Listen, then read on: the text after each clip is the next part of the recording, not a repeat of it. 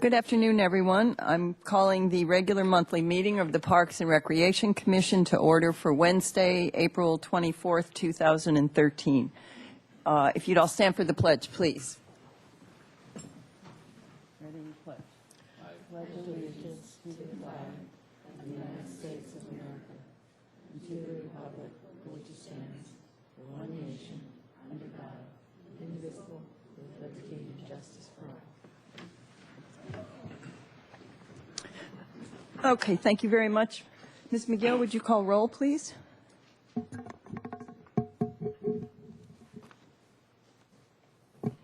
Alley? Here. Ferrara? Here. Gonzalez? Here. Longstreet? Here. Trentacosti? Here. Wiscombe? Here. Intern Yee? Here. And Case Spear is not yet present. Thank you very much, Ms. McGill. Ms. Rapp, changes to the agenda? Chair Wiscombe, I would recommend, given that item number 6 is the department budget, that we actually move that up and take item number 5, which is a commission discussion, to follow that item. Okay. Okay, fine. So we'll do item 6 before item 5. Okay, great. Anyone here for general public comment? No? Okay, seeing no one, we will close public comment, and we'll move on to the Youth Council report. Ms. Yee, welcome. Thank you. So Youth Council members are working with AOK, and we are at 4 different elementary schools in the Santa Barbara area. And last month we participated in a public speaking workshop where we went through we made up scenarios and presented in front of everyone about issues like bullying and teen violence and stuff like that. And then we also helped at the Easter extravaganza. We had some members there. And we were at Earth Day last Saturday and Sunday. We had some members helping with the Parks and Recreation booth. And on May 3rd, we have a youth leadership conference coming up. It's going to be at the Louise Lowry Davis Center. And we invited different teams such as DP, Santa Barbara, and San Marcos's ASB student governments. And also we invited PAL and Just Communities and Koya. And it's going to be at the Louise Lowry Davis Center. So on May 3rd, we're waiting for responses. It's going to be really good. We invited city council members and Nancy Rapp and a couple other community leaders. So it will be good to have youth meet those leaders and have dinner, and it's going to be really fun. And we're also looking for youth council applicants. They're due on May 6th with the city clerk's office. You can find our application on the website. And they're due May 6th, and we're looking for 12 new members. So it's going to be good. Thank you. Thank you very much, Ms. Yee. You've been busy, and the event, the speakers event, sounds really great. That's going to be a fun time. Great. Okay. We'll move on to Commissioner Committee assignment reports. Start with Ms. Alley. Thank you. I, too, attended the extravaganza at Chase Palm Park on Saturday, March 30th. It was just a really good time. I sort of chuckled. There was a false start, and we wondered how they'd wrangle everyone to get them back to the start for a more official beginning, and it managed to do so. So hats off to your team. But yes, it was a great amount of fun, and I actually got an opportunity to help distribute some of the prizes that were given out for the golden tickets. So, well done. Happy Easter was had all around. And then I also attended the Eastside Library mural ceremony on Wednesday, April 3rd. Being a resident on the East Side, it was just really neat to see that mural come together, sort of with the red outlines being sketched a few months ago, and then sort of seeing it filled in, and then having the opportunity to celebrate the unveiling on April 3rd. If you haven't seen the mural on the East Side Library, I urge everyone to go down and check it out. The breadth of talent that those youth exhibit, as well as the leadership provided by Manuel, is just a real testament to how strong our programs are here in the city and what good work everyone is doing. So, again, hats off. I was not able to attend the Creeks Advisory Committee, because I was at the special budget work session for the Parks and Recreation Commission.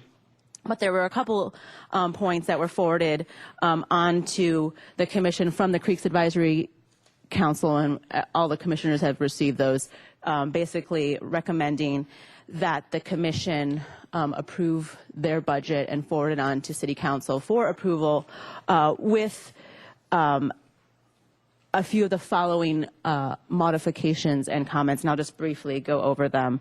One being that since the street sweeping program is operated with surplus and revenues from FY13 there and projecting surpluses in both FY14 and FY15, the Measure B contribution to the program should be frozen at FY13.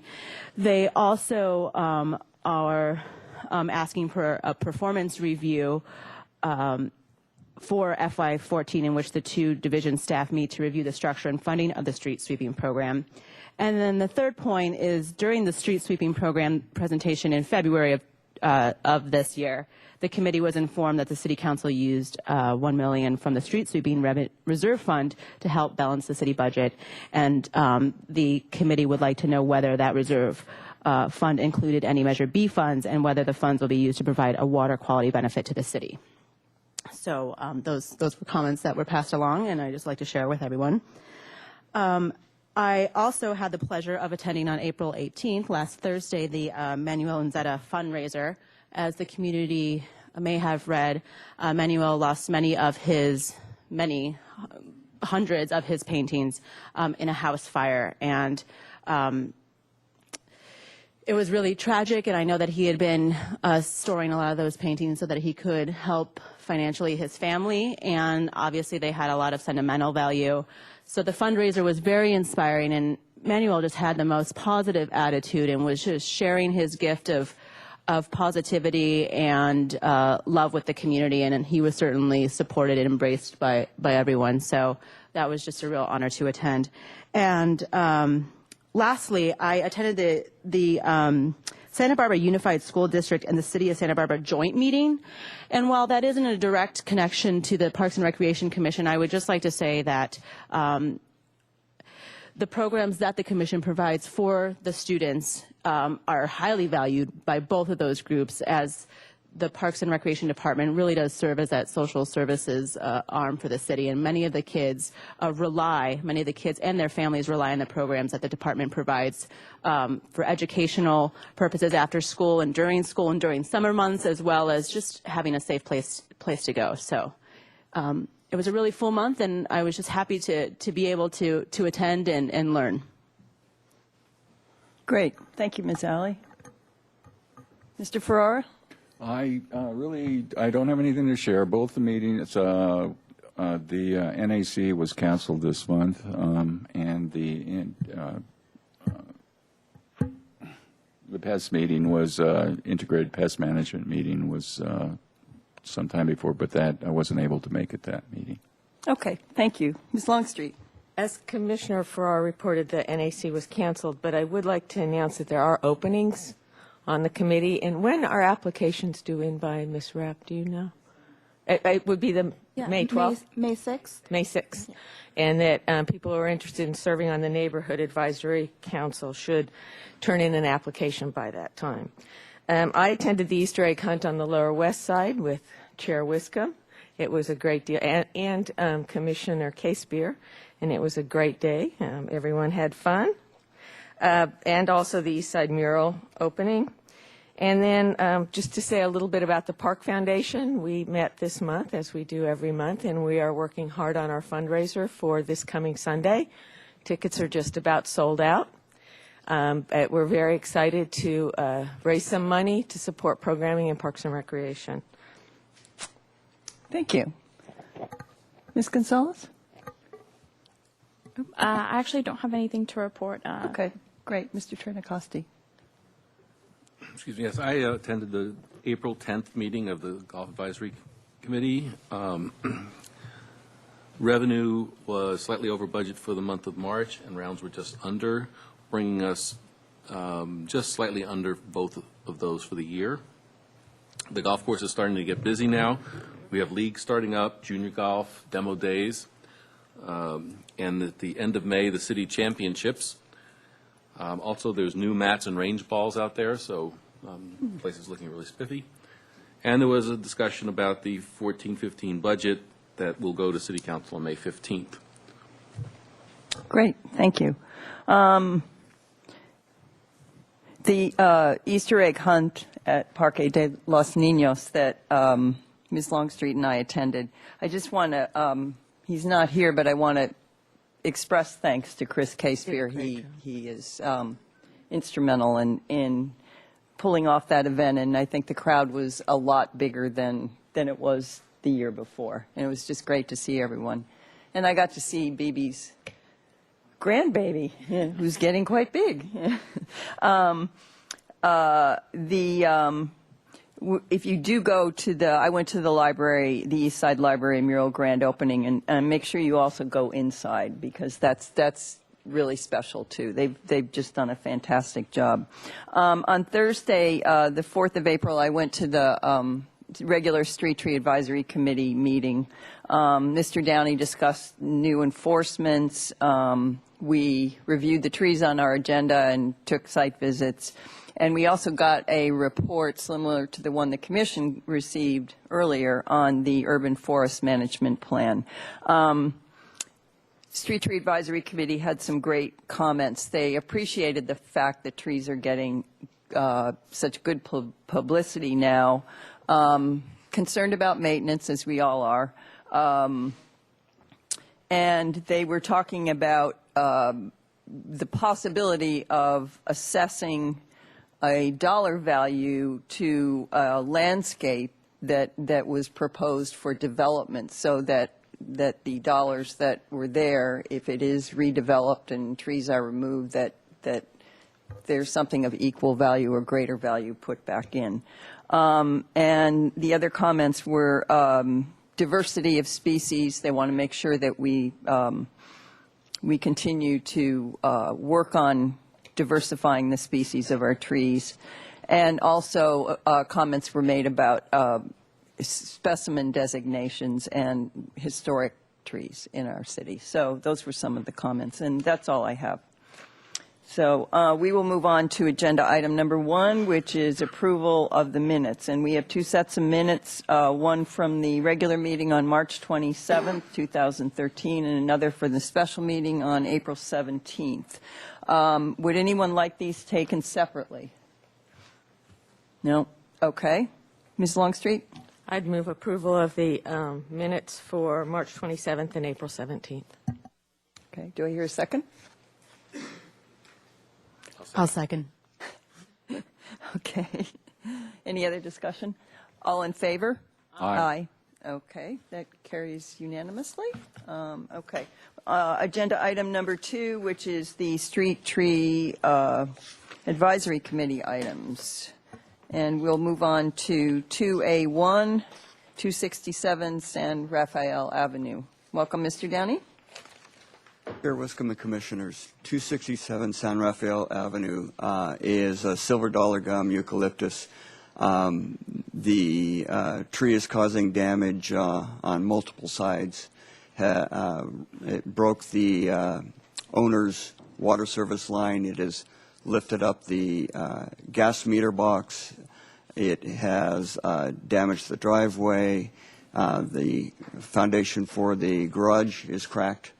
The Street Advisory Committee reviewed the item and all the damage that has occurred, and they recommend that you conditionally approve the removal of this tree on the condition that the applicant replace this tree with a designated street tree at a location to be to be determined by staff.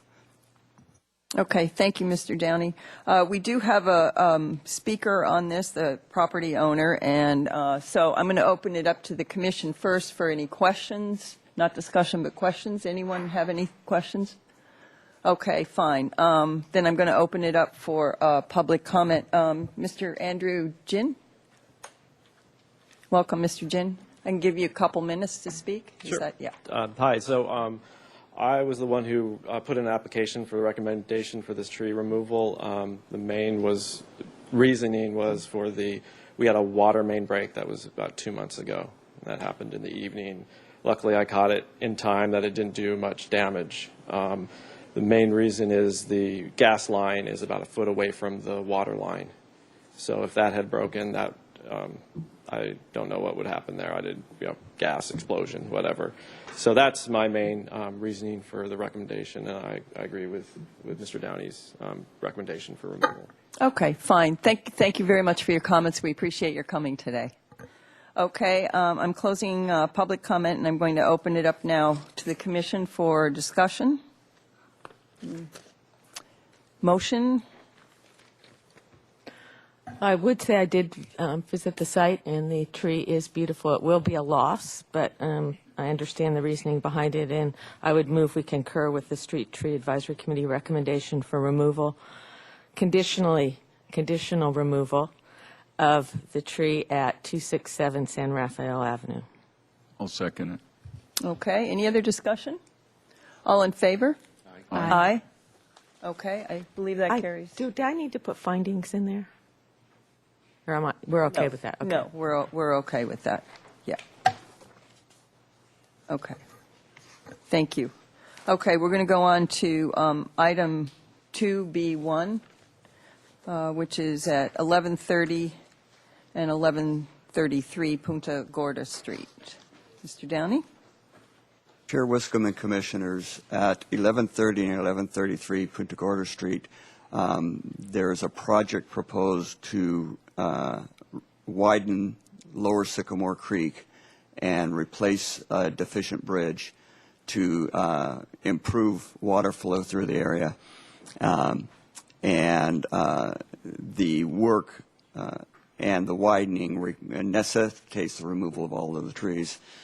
The tree in the upper right-hand corner in the photograph is a street tree. The remainder of the trees are setback trees. The project is part of the Lower Mission Creek project. It will restore the habitat once they've widened the creeks, and the Street Tree Advisory Committee recommends that the Commission approve the project as proposed. Public Works staff is here if you have any questions regarding the project. Okay, thank you, Mr. Downey. I'll open it up. We have no one to speak on this item, so I'll open it up to the commission. When I visited the site, I have a concern about the lot next to the project and the maintenance of that lot. And I would really like city staff to pursue getting that lot cleaned up, having the parkway mowed for the benefit of the neighborhood. It's just unacceptable if it's privately owned or whatever. I mean, you can't even get to your car if you park on the street. So I'd like to see that a little love to that lot for the neighborhood's sake. Thank you. Anyone else? I'll Mr. go ahead Farrar? and make a motion, Okay. unless somebody else wants to speak. Anyone else have any comments? Okay. That we go ahead and concur with the advisory committee's recommendation, staff's recommendation for removal of the trees at 1130 and 1133 Punta Gorda Street for the Okay. project. Thank you. Second. Okay, Mr. Trinacosti seconded. Any other discussion? All in favor? Aye. Aye. Any opposed? Okay, that carries unanimously. Great. Okay, we're moving on to 2C1, which is 230 and 221 West Coda Street. Mr. Downey. Chair Wiscombe and Commissioners, at 230 and 231 Coda Street and 536 Bath Street, there's 3 parcels involved, is another bridge project where they're widening the creek and doing a creek restoration project and replacing a deficient bridge. The work requires removal of 1, 2, three street trees and 3 setback trees. Again, the project will provide many trees as a restoration project for the portions that they have to widen. And the Street Tree Advisory Committee reviewed the items. The currently designated street tree is Magnolia Little Gem. The committee determined that the parkways are larger than, well, are large enough to accommodate a larger tree than the Magnolia Little Gem. Their recommendation is to concur with the removals, but postpone a decision on the replacement trees until such time that they can review the tree designation. Staff determined that the project can be approved in whole with an up to 4 replacement trees, and if the designation changes to another tree, we'll adjust for appropriate spacing. So the staff recommendation is to approve on the condition that they plant up to 4 designated street trees. Public Works staff is here if you have any questions about the project. Thank you, Mr. Downey. Okay, we have no public comment on this, so I'm going to open it up to the commission for discussion. Any comments from the commission? Do we have two? We have a staff recommendation, and then we have a staff recommendation, which varies slightly. A light. My goodness, Mr. Ferrara. Yes, I would tend to lean towards staff's recommendation on these trees, that we get 4 of them planted as soon as possible. When we find out and when the designation, what they're going to be, that we go ahead and do that rather. That's how I would lean. Anyone else? Would you like to make a motion, Mr. Ferrara? I guess I can go ahead and do that. I'd like to make a motion that we concur with staff's recommendation of the trees located at 230 and 221 West Coda Street.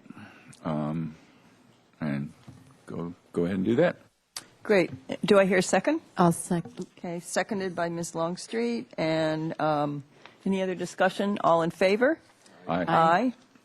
Any opposed? Okay, great. That carries unanimously. Okay, we are moving on to item 2D1, which is at 33 Ocean View Avenue. Mr. Downey. Chair Wiscombe and Commissioners, 33 Ocean View Avenue is a Brisbane box tree. It's part of the several trees in the front there. Directly behind this tree is a bank of gas meters that supply the condominiums there. The main line that supplies those gas meters runs directly underneath this tree. Probably should not have been had a tree planted at that location to begin with. The Street Tree Advisory Committee's recommendation is to approve the removal without a replacement at this location, but on the condition that they replace with a street tree at an adjacent property, 41 Ocean View Avenue, the designated street tree. Staff has made a couple of attempts to contact that owner to advise them. They also received the recommendations from the Street Tree Advisory Committee. I have not heard from that resident. Staff supports that recommendation. Thank you, Mr. Downey. We don't have any comment on this one, so I'll open it up to the commission for discussion. Yep. Ms. I would make a motion that we concur with the Street Tree Advisory Committee recommendation for removal at 33 Ocean Avenue on the condition it's replaced with a street tree at 41 Ocean Avenue. Okay. Do I hear a second? Second. Seconded by Mr. Trentacosti. Any other discussion? All in favor? Aye. Aye. Any opposed? Okay. That carries unanimously. Item 2E1, which is the 100 to 400 blocks of West Carrillo Street. Mr. Downey. Chair Wiscombe and Commissioners, the 100 through 400 blocks of West Carrillo Street are co-designated with King Palm and Jacaranda. The jacarandas are slated for the medians. The tree wells there are are fairly small. In most cases, they're 2 by 2, sometimes 30-inch tree wells. The owner of Dunn Edwards had asked Kitson Landscape to contact us about possibly planting a queen palm in front of their business where there's an open spot. Since it wasn't currently designated, I advised them that we would have to go through a process to request a change in that designation, and that's how this request came about. The bulk of the trees in the particular block where Dunn Edwards is are the queen palms. The committee evaluated the site and determined that it would be appropriate to add the queen palm to this designation, and they recommend that the commission add this designation. Okay, thank you, Mr. Downey. I'll open it up to the commission for discussion or a motion. Anyone? I move that we add the designation of Queen Palm to the 1 to 400 blocks of West Korea Street. Do I hear a second? Second. Seconded by Ms. Gonzalez. Okay, any other discussion? All in favor? Aye. Any opposed? Okay, carries unanimously. And we have one more species designation change, but not really a change. Item 2F1, and this is San Rafael Avenue. Mr. Downing. Chair Wiscombe and Commissioners, a couple of months ago at the Street Tree Advisory Committee meeting, we had a public speaker who came and addressed the committee asking that we consider changing the designation of the silver dollar gum eucalyptus on San Rafael Avenue. Her interest was to get some palms since it's near the beach, and she had stated that the trees were dying. We have lost one tree on this street that had a disease that is not a disease that is necessarily transferable to the other trees. And we have a second tree directly adjacent to that that is dying back slightly, but otherwise healthy. The committee reviewed that request and the blocks. They determined that the silver dollar gum works very well in this location, and their recommendation is to not designate any additional trees. Thank you, Mr. Downey. I'll open it up to the commission for discussion or a motion. Mr. Ferrara. We're chuckling up here because we have a new light system, and it's now beginning to work pretty good, so that's good.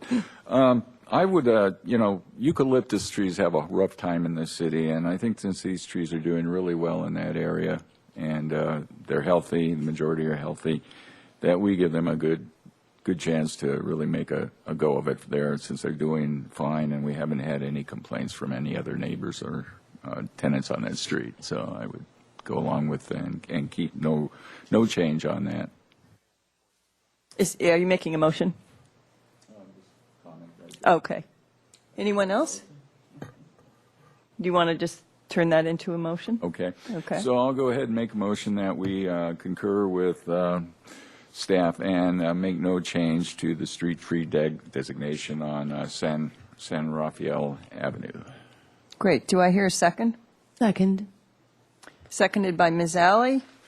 And is there any further discussion by the commission? Okay. All in favor? Aye. Aye. Any opposed? Okay. That carries unanimously. Thank you, Mr. Downey.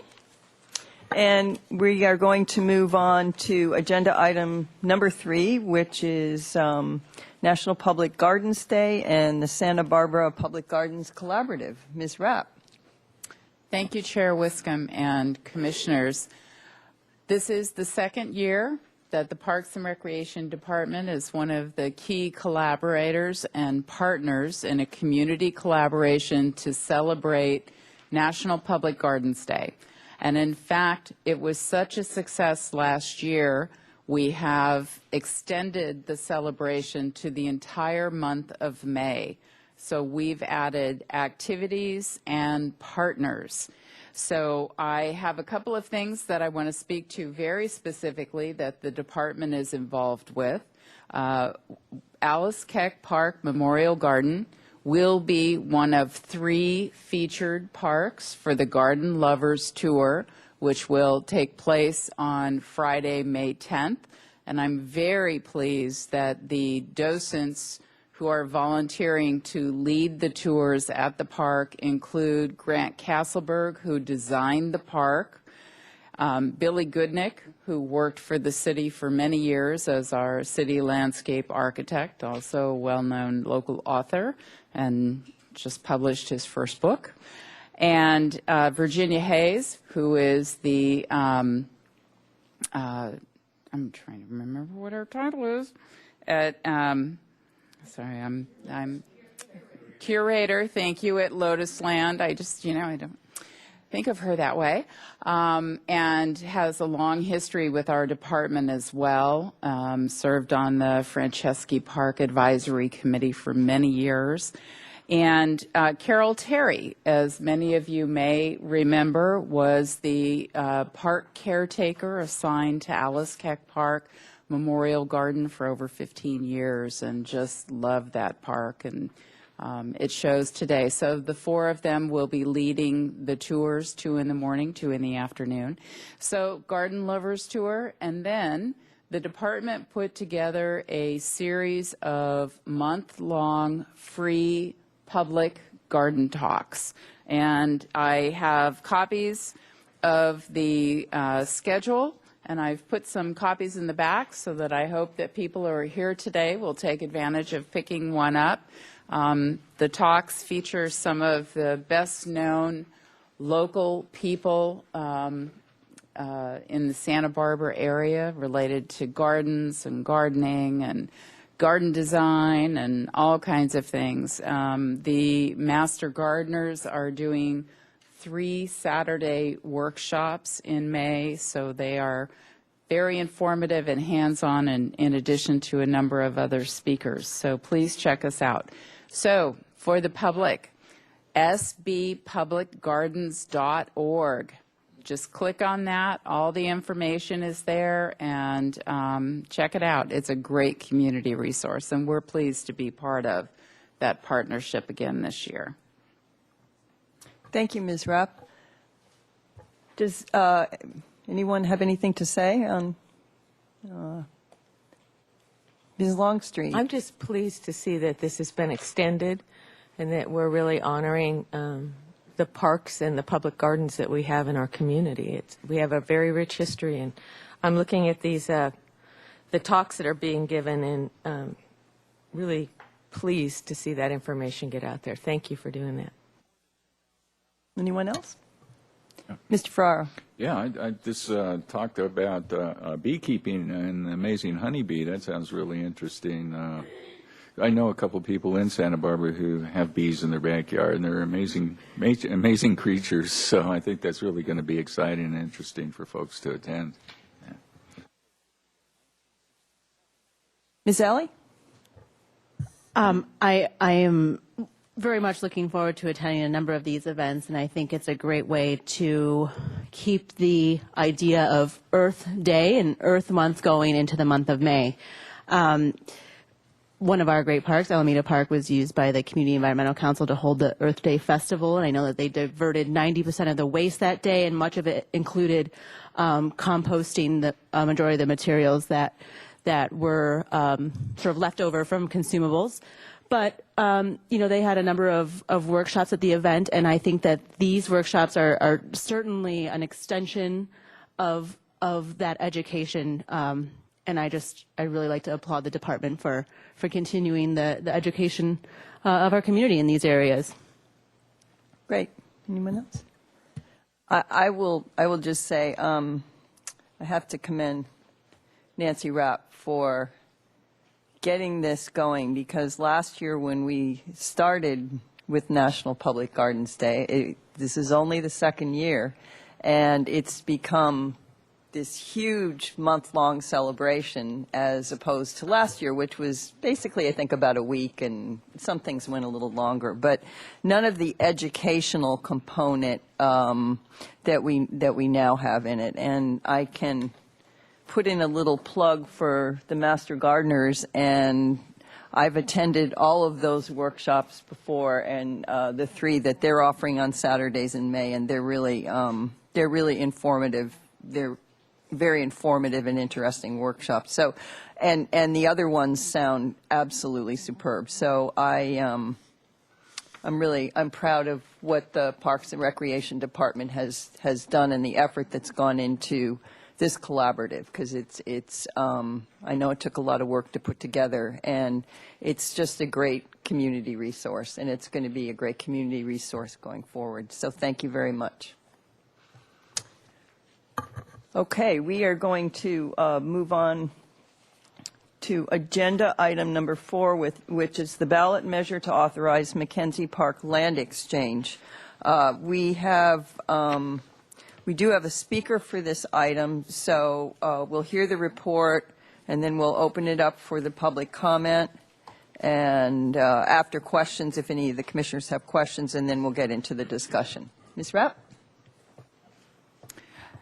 This report will be presented by Pat Kelly with our Public Works Department. Pat is our city engineer, and the department is very familiar with the property and the background of this property, so we'll be available to add any additional comments following Mr. Kelly's report. Welcome, Mr. Kelly. Yes, thank you, Madam Chair and Commissioners. I'm here to inform the Commission of a long-standing issue scheduled to be brought to the Council next month. It is to complete the land exchange between the city and the U.S. Army at the Mackenzie Park that was initiated in the 1960s.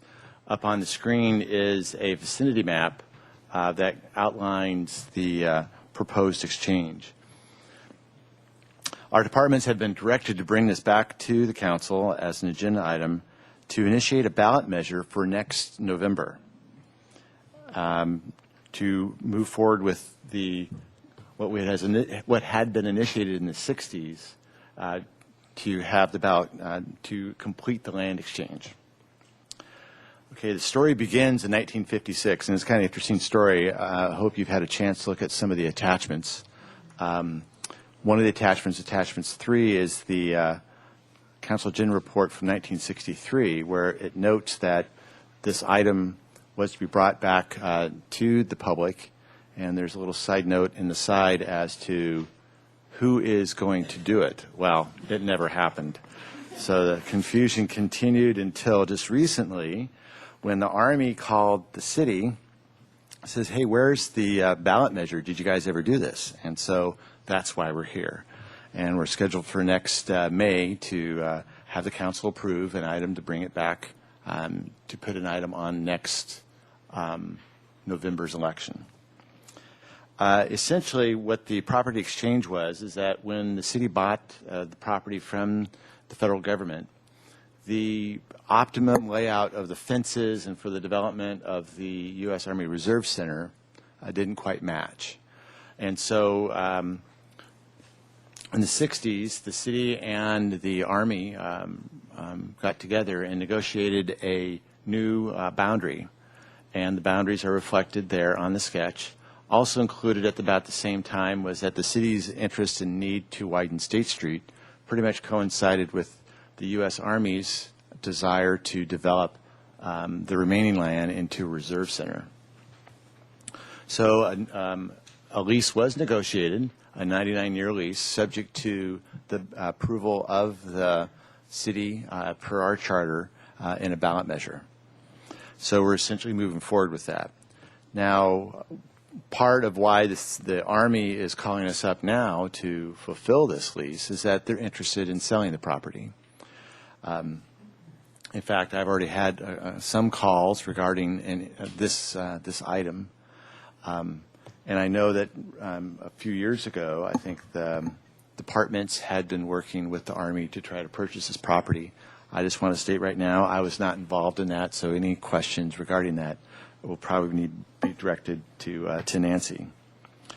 So just to wrap up is that, in summary, we're here to let you know that we're moving forward with the completion of a central facility at McKenzie Park that you guys would be very much interested in, and let you know that this will be scheduled for May 14th next month.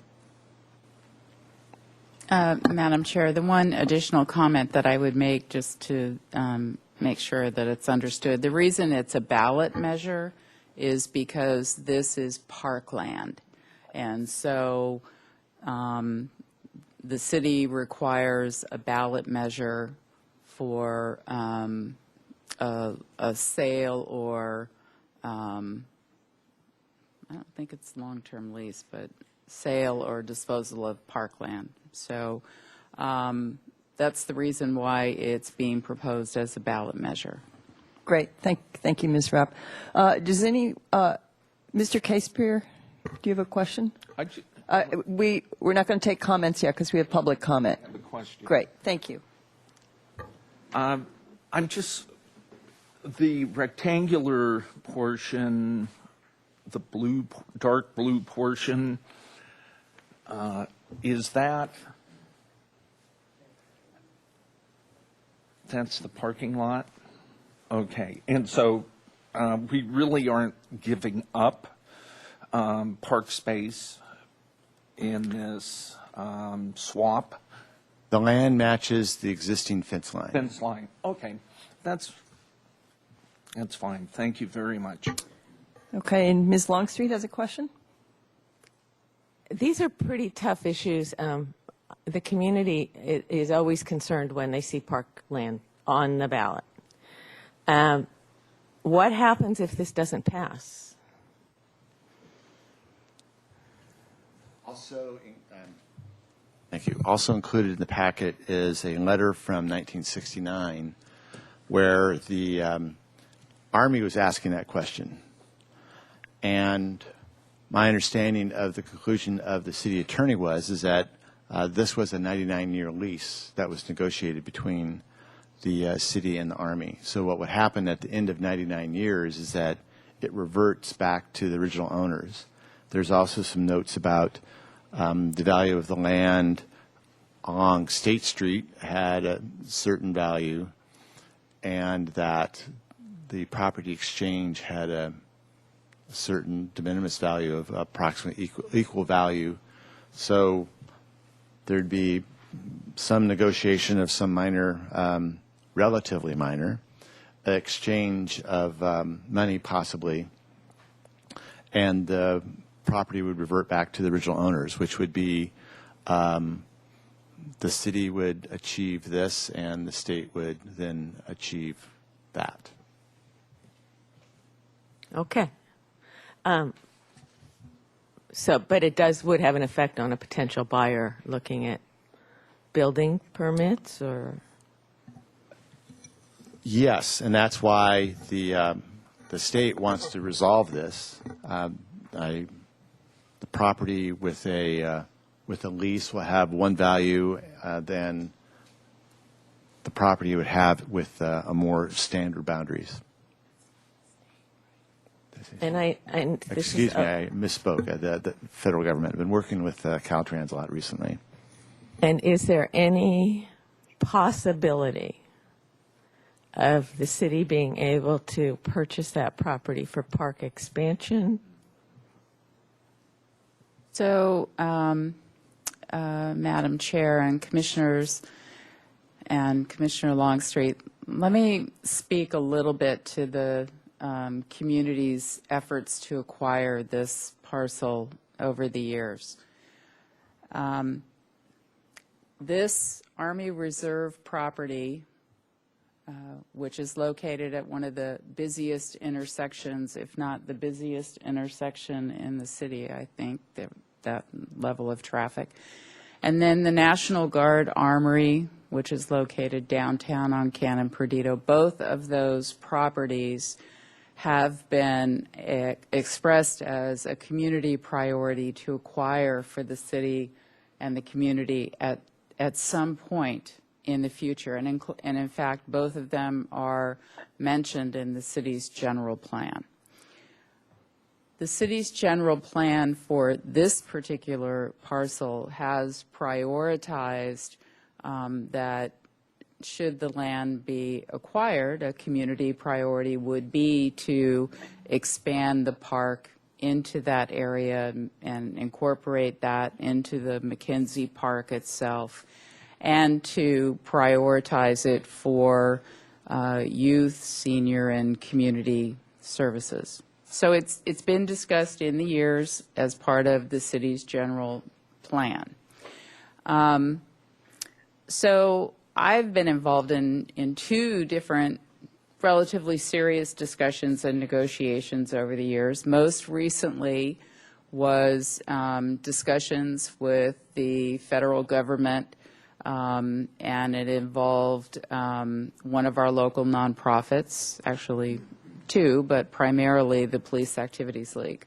And we spent at least a couple of years in very serious discussions and a lot of research. And the challenge that we had, and it was a similar challenge that we had in discussions with the National Guard Armory, was that the military operations organizations are not really in a position to have somebody just write a check. And so it involves what's called a property exchange or an exchange agreement, whereby the purchaser, which would have been the city, is agreeing to invest an amount equal to the value of the property into another property identified by that military organization. And it just has to do with how state and federal properties are managed, and it's a very complex situation. But basically, where we got to was that just was a very difficult, untenable situation for the nonprofit board to be in a negotiation that involved them having responsibility for a major construction project outside of the Santa Barbara area. So that was the same issue that we ran into with the Armory property downtown, and so it just was not, it was the same concern the city had. If, you know, when we started this process, and especially with the National Guard Armory, the city was in a different financial position, and at that time we were talking about, could the city actually, you know, come up with some kind of funding plan to acquire the property. So there is history of that. It is a community priority. Over the years, there have been different community organizations that have approached the city about the possibility of partnering with the city or purchasing the property themselves. It just is not going to be a clean and easy, you know, write your check, take title of the property, because there will be development concerns and issues related to how the city has identified the property in the general plan and other priorities for the community. So it's, and it will be interesting to see what the process will be if, in fact, the federal government, who has essentially moved all of their operations out of that parcel at this time, and to our knowledge has no intent of moving operations back in there at this time, the potential for them to sell the property, it becomes a very complex process, a federal government process, and I am not versed in that process. So it won't be a slam dunk, easily done. I guess that was my question, is I'm familiar with our past history on it. Mm-hmm. It sounds like things have changed a little.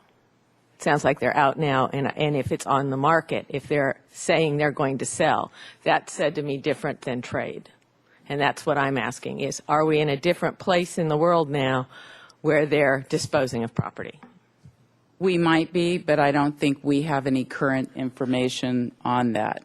So we are. That was my question, was Yes. more if the rules had changed. As recently as probably 3 weeks ago, I contacted the person with the Army Corps of Engineers that we had worked most closely with, because I had another community organization contact me about partnering with the city to see if, they felt they could raise the funds. And I did not even get a call back. So I think we're not sure where they are with this, but I think we all perceive this as a legal cleanup to position them for whatever direction that they're going. Anything else? Mr. Farrar? Yeah. Mr. Casey wants to Mr. add Casey, a couple welcome. things. Okay. Thank you, Madam Chair. Paul Casey, Assistant City Administrator. One other point, if a private party, if they go towards a disposition, even in the past on an exchange, we've had some private developers who've looked at this site. And as Ms. Rapp said, the overlying general plan designation is park, which is great. It's what we want. I think we're all in agreement. That's what the community wants to see at that corner, some sort of community-oriented use. The zoning on the property, the corner at least, is E3, which is essentially single-family homes. And so, well, not even condos. It's not even enough density for condominiums. So people have come and said, hey, what about a neat multifamily project? And our answer has been, aw, shucks, that's going to take a rezone, and that's a 5-vote requirement. And I got to tell you, I don't know how interested the city is going to be to make that happen when our long-term goal and interest really is to see an expansion of the park or some sort of community interest. So it's a dance we continue to have. If they do go the disposition route, it'll be a dance we continue to have with prospective buyers. And I think it puts the city in a pretty good leverage standpoint of saying, it's got to be something with a lot of community benefit if we're going to have to do anything of rezoning standpoint to make something work for you. Okay. Thank you, Mr. Casey, for that clarification. Mr. Farrar? Yes, for clarification purposes, my understanding of this is that if we go ahead and put this on a ballot and send it to the ballot and it's approved, that would clear everything up and we'd be home free pretty much on that. If it's not approved on a ballot measure, though, then the Army can exercise its a provision in here in the 1969 letter where they could go ahead and pay off the lease for $25 and go ahead and sell the property. If I'm correct on that, the way it looks to me, I could be wrong in reading this. And but then they would have a cloud on the title also. So I mean, there's no benefit to either party that way. So I would love to see this be taken care of. And if it needs to go to ballot, I think it would probably stand a good chance of passing, and that would eliminate the problem right there. Okay. Thank you for that. I'm going to. There's no further questions. I'm going to open it up for public comment. We have one speaker, Mr. Scott Black. Is he here? Welcome, Mr. Black. I can give you 2 minutes to speak. Thank you. Well, I've been in touch with the Army Reserve and briefly with the Army Corps of Engineers. Have no guarantees, don't even have much of a response other than we are a federal site. They're a federal asset. So we are a community clinic, a nonprofit 501c3 California corporation that contracts with Indian Health Services. So we have access, or we're encouraged to look into assets of the federal government. So if anything were to work out, it would be a community clinic. It wouldn't, the shape of the building wouldn't change. Of course, we're in favor of parks, so it's kind of a non-issue for us. Like I said, I don't have any guarantees, but we're looking into it, and that would be our interest, either for a purchase or a access to a federal asset. So, thank you. Thank you for your comments, Mr. Black. Appreciate it.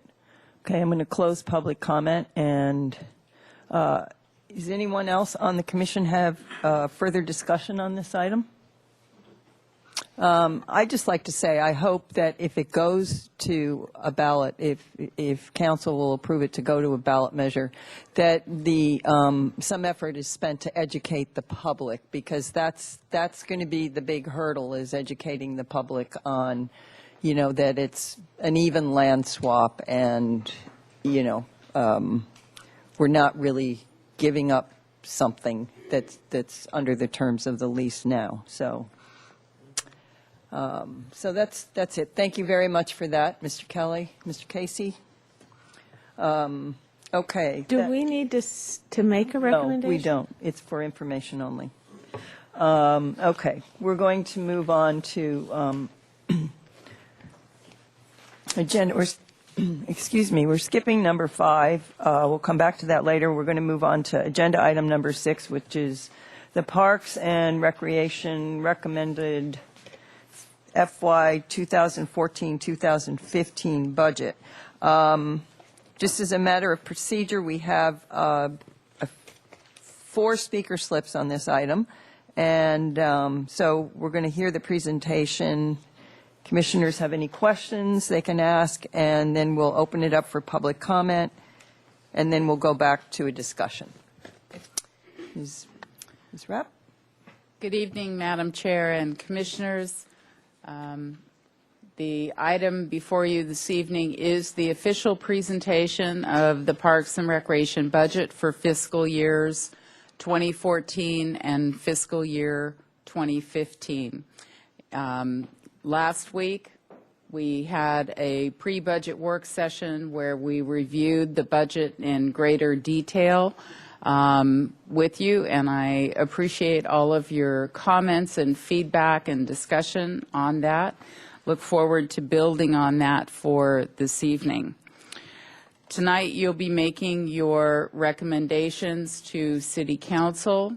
I will say that if you feel that you need additional discussion and you need this item to come back before you develop your recommendations, we have in the past scheduled a special meeting that we could do in the month of May, and then you could form your recommendations to City Council, but we're anticipating that you'll be prepared to make those recommendations this evening.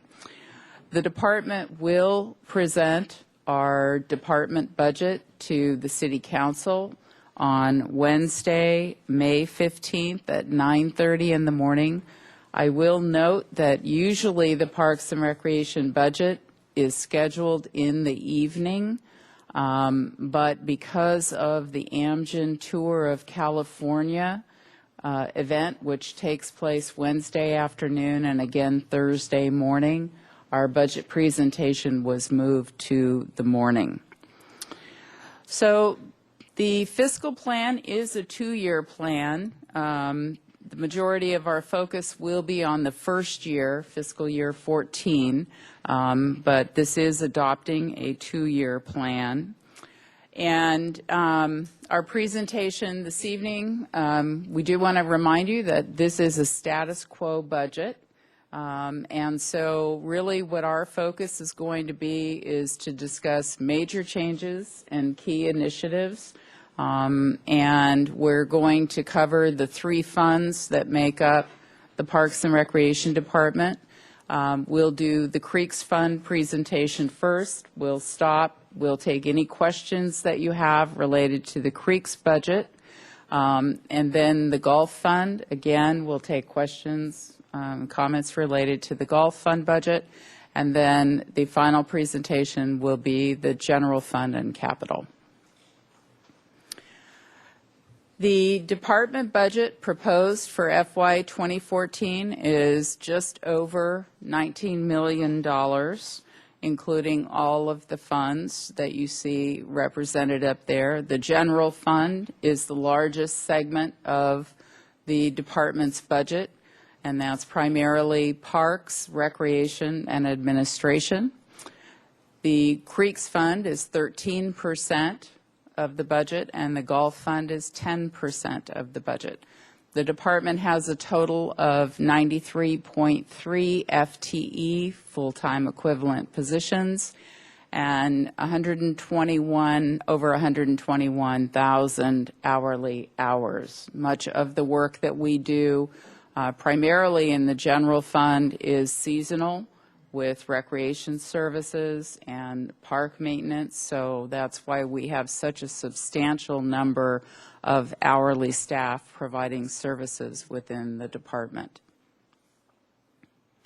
So with that, I'm going to turn the presentation over to Cameron Benson, who is the program manager for the Creek Restoration Clean Water Program.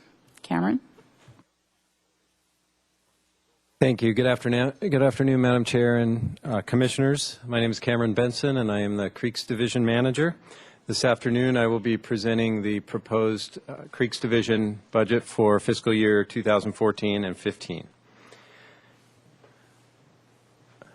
There we go. As you all know, most of the funding for the Creeks Division comes from the voter-approved Measure B, which is a 2% transient occupancy tax or hotel bed tax that's placed into a special fund, and the use of that fund is restricted to pay for surface and stormwater quality improvements and creek restoration projects.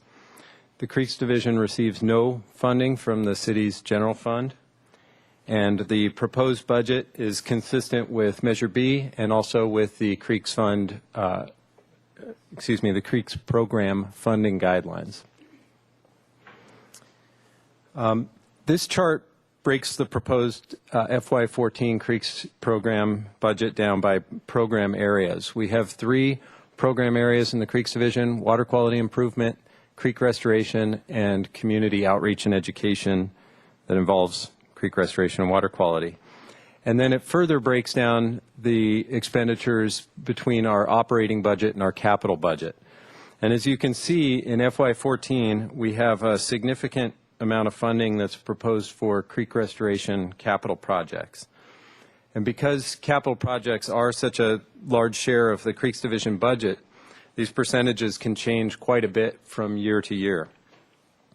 And just to give an example of that, if I were to remove the capital program spending for FY14, which is almost $1.7 million, it would change our percentages so that about 51% of our operating budget goes to water quality improvements, about 25% to creek restoration, and 24% to outreach and education.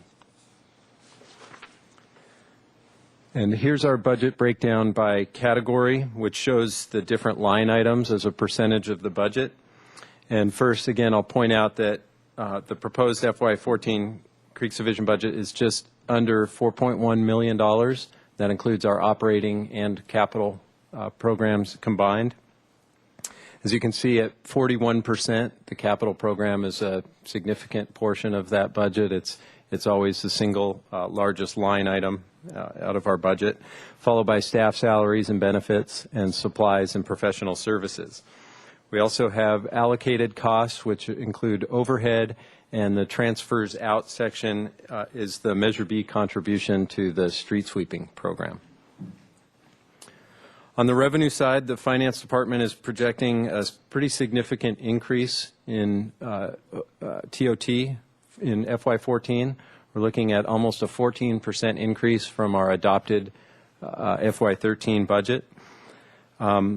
Offsetting that just a little bit, the Finance Department is forecasting that interest revenues will be going down, and those are going down by about 20%. So overall, that leaves the Creeks program with a projected 12% increase in revenues next year. And then I wanted to note that, as you can see, our projected revenues for FY14 are just under $3.4 million, and I just mentioned that the projected expenditures are $4.1 million. So what we're proposing, as we have done in the past several years, is to make up that difference, which is just over $720,000, with a transfer from the Creeks Fund reserve to balance that budget. Again, the reserve is set up in part for paying for capital projects. As I mentioned, our capital programs pretty significant this year at almost $1.7 million. So that transfer from the reserve is to fund a large part of the capital program. And speaking of capital program, this table identifies the capital improvement projects the Creeks Division has proposed to receive funding in the next fiscal year.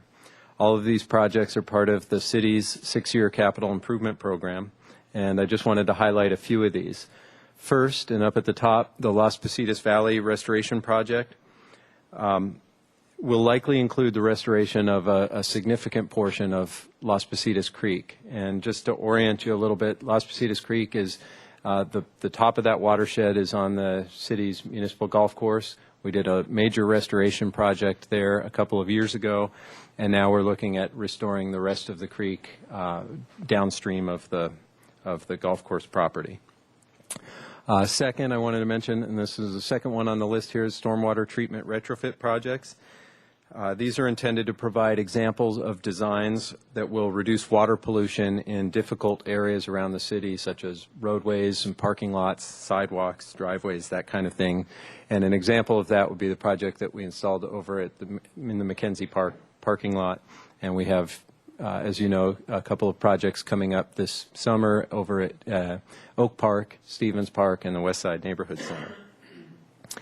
And then third, I wanted to highlight the Laguna Creek and Mission Lagoon Restoration Project. We're just starting to move into our conceptual design phase of that project, having just completed the technical feasibility analysis. And so we'll be moving forward with that in the next year. As you all are aware, that the Creeks Division is very aggressive in trying to leverage the Measure B funds we have with outside grant funding in order to get the best bang for our buck for the community.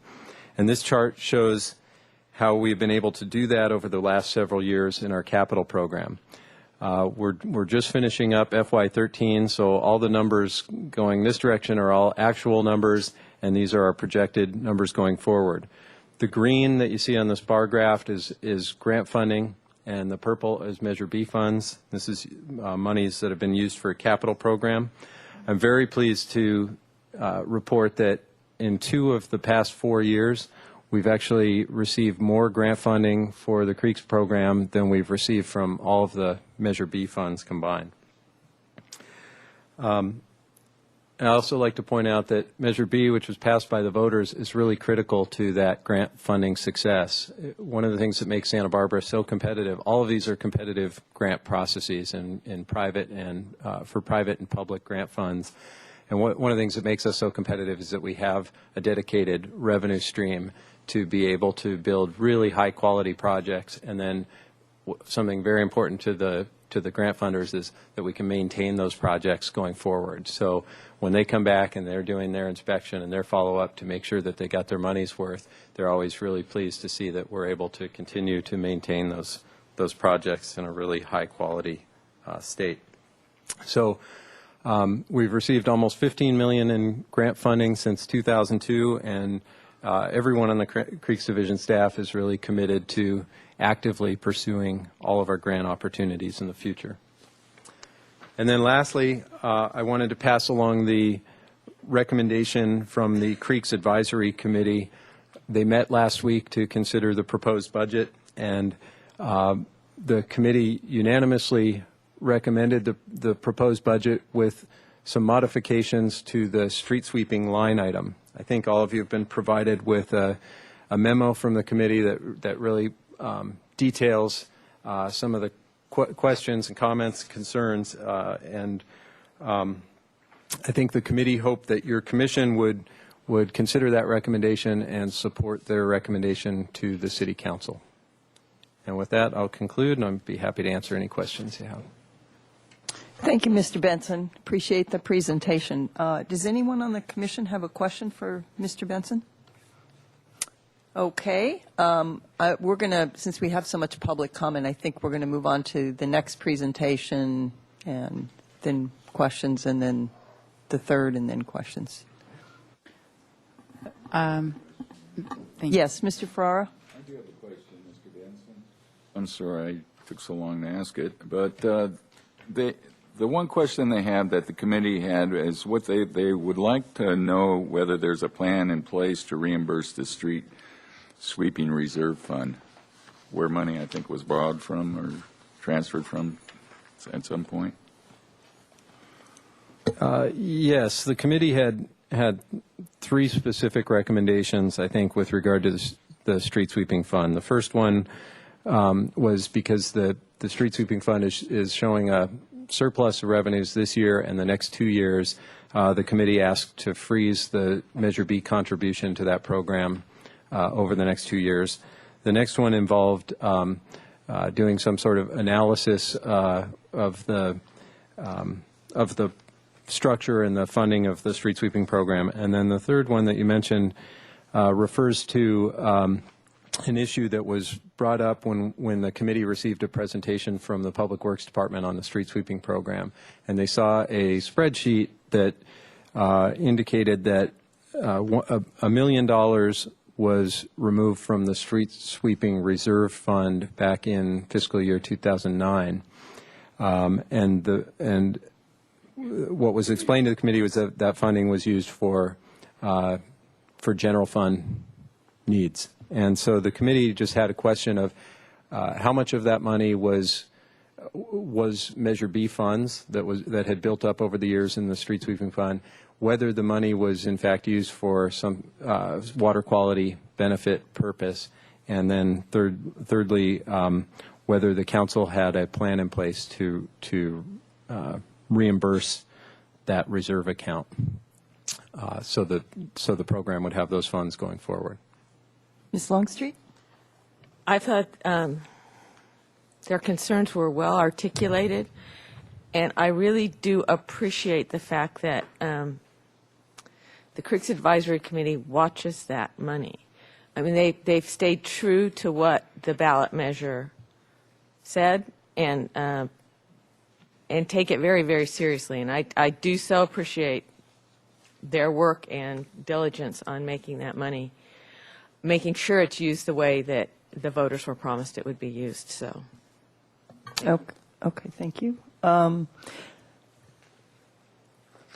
think we'll move on to. Madam Chair, yes. and Commissioners, Mr. Benson was going to leave and not stay for the rest of the presentation. So I just wanted to make sure if you had any questions at all that this would be the time. So just as a courtesy. Okay. Just double Great. checking. I didn't hear any, but I'm just want you to know. I had something, I think. Let's see. My comment is I was pleased to see the initiation of the outreach and conceptual design for Las Positas Valley restoration project.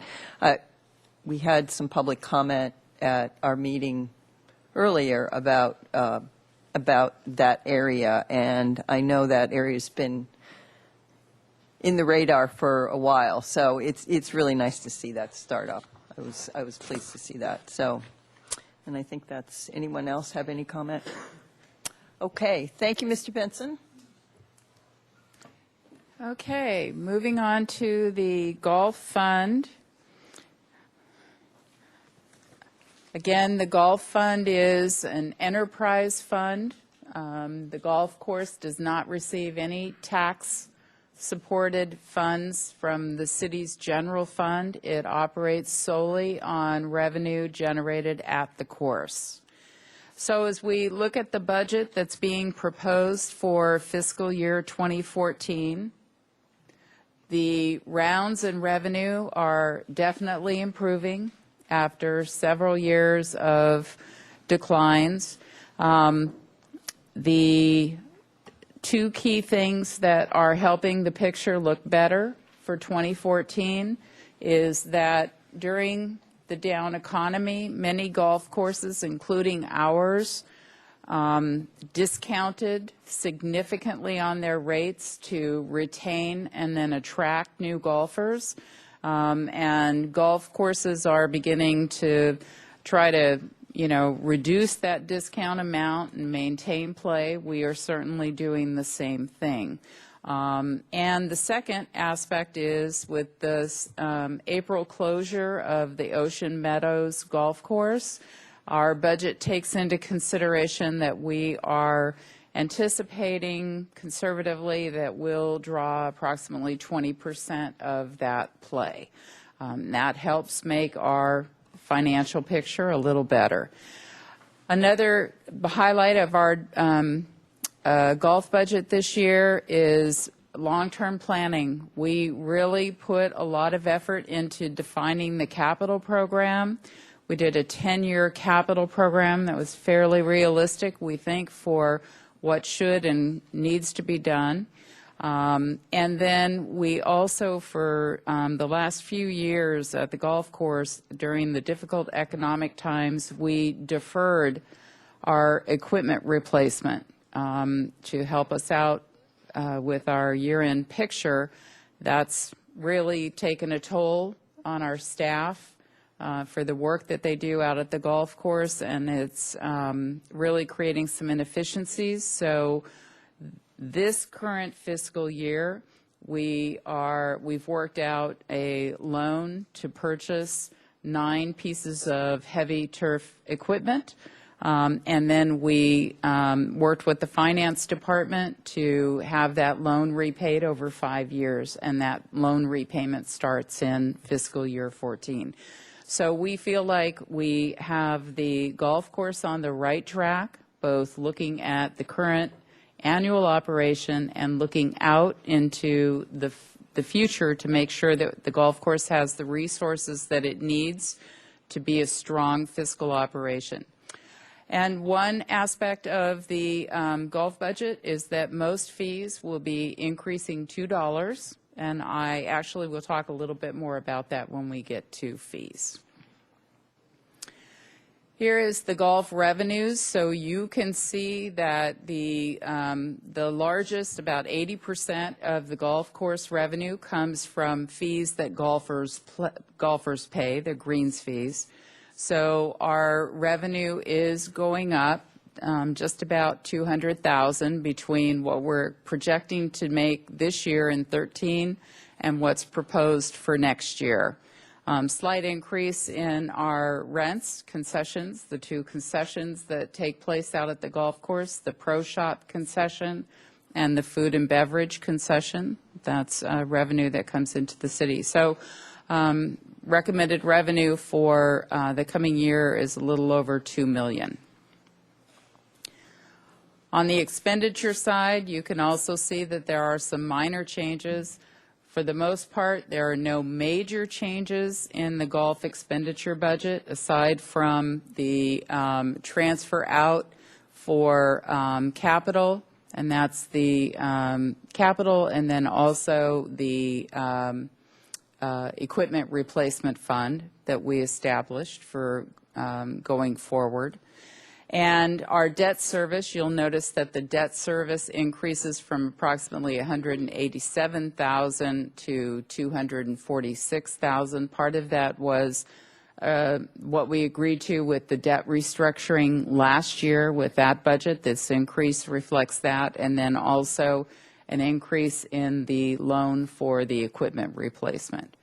So the budget for 2014 does show us ending the year with a little over $31,000 that will go into the Golf Reserve Fund. So we are looking to be in a position to begin rebuilding our golf reserves. I mentioned fee changes. We had anticipated, and we're going to propose with the budget, a $1 fee increase to most fees just to cover our increased operational costs. The Golf Advisory Committee, which we have, they've been very involved in the development and the management of the golf budget over the last few years as we've struggled with some challenges out there. The Golf Advisory Committee recommended and worked with staff to develop how it would work, but they want to have a $1 additional fee added to the greens fees that will be dedicated to a players course improvement fund. And that will be a dedicated fund. We're anticipating that it will generate about $65,000 a year. And those funds will go to projects that are prioritized by the golfers. So these are projects, as the golf course, we look at our capital, we're looking at the broader golf facility itself. So we're looking at irrigation systems, et cetera. And these would be projects that improve the play for golfers. And it moves those projects to a higher priority, and it funds them.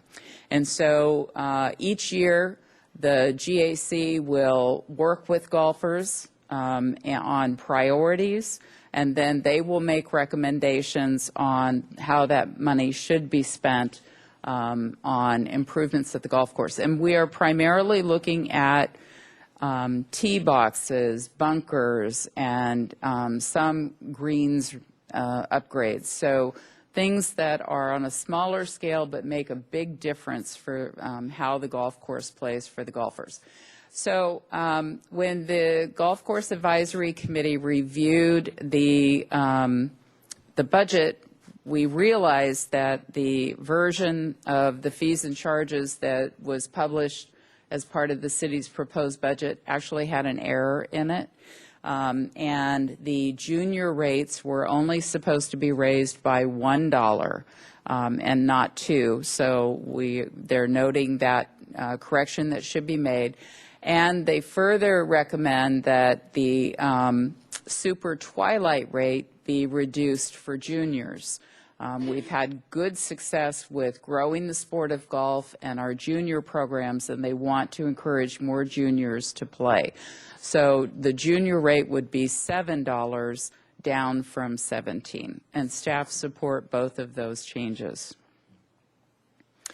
So at their regular meeting, the Golf Advisory Committee did give unanimous support to the proposed golf fund budget and the fee increase with the additional changes just mentioned to you. I will stop and take any questions on the golf budget. Okay. Does anyone have a question on the golf budget? Yes, Mr. Ferrara? I have a question on the Super Twilight Junior. If you could explain what that is a little bit. Add a resident and non-resident Super Twilight Junior rate of $7. Is that in addition to, or is that a reduction? That's a reduction. Instead of paying $17, the Super Twilight is a discounted rate based on the time of day, at the end of the day. And so for the average golfer, it would be $17. But now for juniors, it will be only $7. That's great. Yeah. Anyone else have any questions? Okay, thank you. Why don't we, we'll save that then for general discussion after the general fund budget presentation. Okay, moving on to the general fund.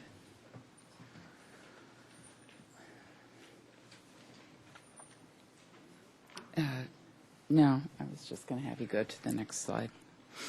The general fund budget, again, includes the three divisions: administration, the recreation division, and the parks division.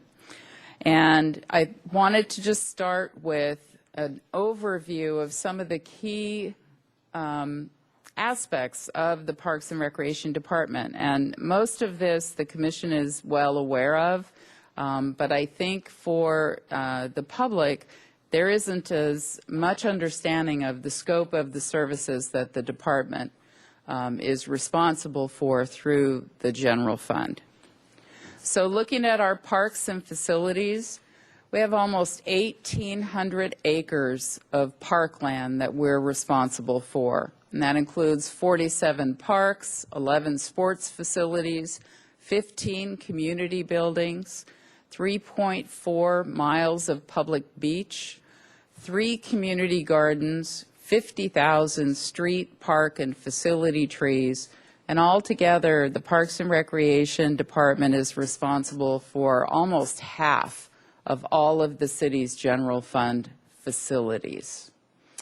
On the service side, just in the last year, 13,000 activity registrations, over 2,000 children served in our after-school programs, 6,200 park and facility reservations, and last year we had 117 community special events, and that's up from several years ago when there were 75. So and this is us working with the community organizations on their walks and runs and festivals and all of those kinds of community events. Over 30,000 people are served through our weekly food distribution programs at our neighborhood centers. And over 10,000 residents were provided services through our neighborhood centers in addition to the food distribution programs. So it just gives you a sense of the scope of what we do. I think people are very familiar with the different recreation aspects and the different parks that are in their neighborhoods and what they're familiar with. So our budget strategy for this year, it's a status quo budget. So for us, we really started with what opportunities do we have to increase our revenues to supplement the money that we get from the city's general fund. Secondly, do we have the right resources in place for the longer term? And again, over the last few years where we had positions cut, people would leave the organization and we couldn't refill it. Oftentimes, we found that we really didn't have the right level of staffing in the right place. So we are continuing to look at that. We identified what our highest priority deferred maintenance and equipment needs were, because that is, again, one of the challenges that we have after the significant budget reductions that we experienced over the last few years. A big focus for us continues to be how can we partner to expand services to the public, and then more and more looking to the future. What are our needs? We are stewards of the parks and recreation facilities for the community. We need to be looking at what do we see as community needs and what should we be doing now to try and be prepared to meet that need. So I want to start with revenue, because the general fund subsidy status quo budget, we aren't getting any additional money. So our opportunities are to look at revenue, and this is a unique position that the Parks and Recreation Department has over many, if not most, of the other general fund departments. We have the ability to generate programs and services that have fees associated with them, and that revenue comes into the department, and any net revenue that we have, we are able to put that towards funding priorities for us. We are seeing program participation, park and facility rentals growing back to the 2009 levels. So we're not there yet, but we're growing back to that level. As you are well aware, the City Council has taken steps to improve capital funding. The Parks and Recreation Department has $67 million of unfunded deferred maintenance in the city's capital program, 6-year capital program. So increased capital funding is important for us. We are going to talk about that today because we are seeing more funding for projects, but we have a long way to go. But one of the aspects that has an effect on our operating budget is that it takes staff time to manage those projects. And so some of the new revenue that we have is actually funding from those capital projects that then supports the project management. We do consider that to be revenue.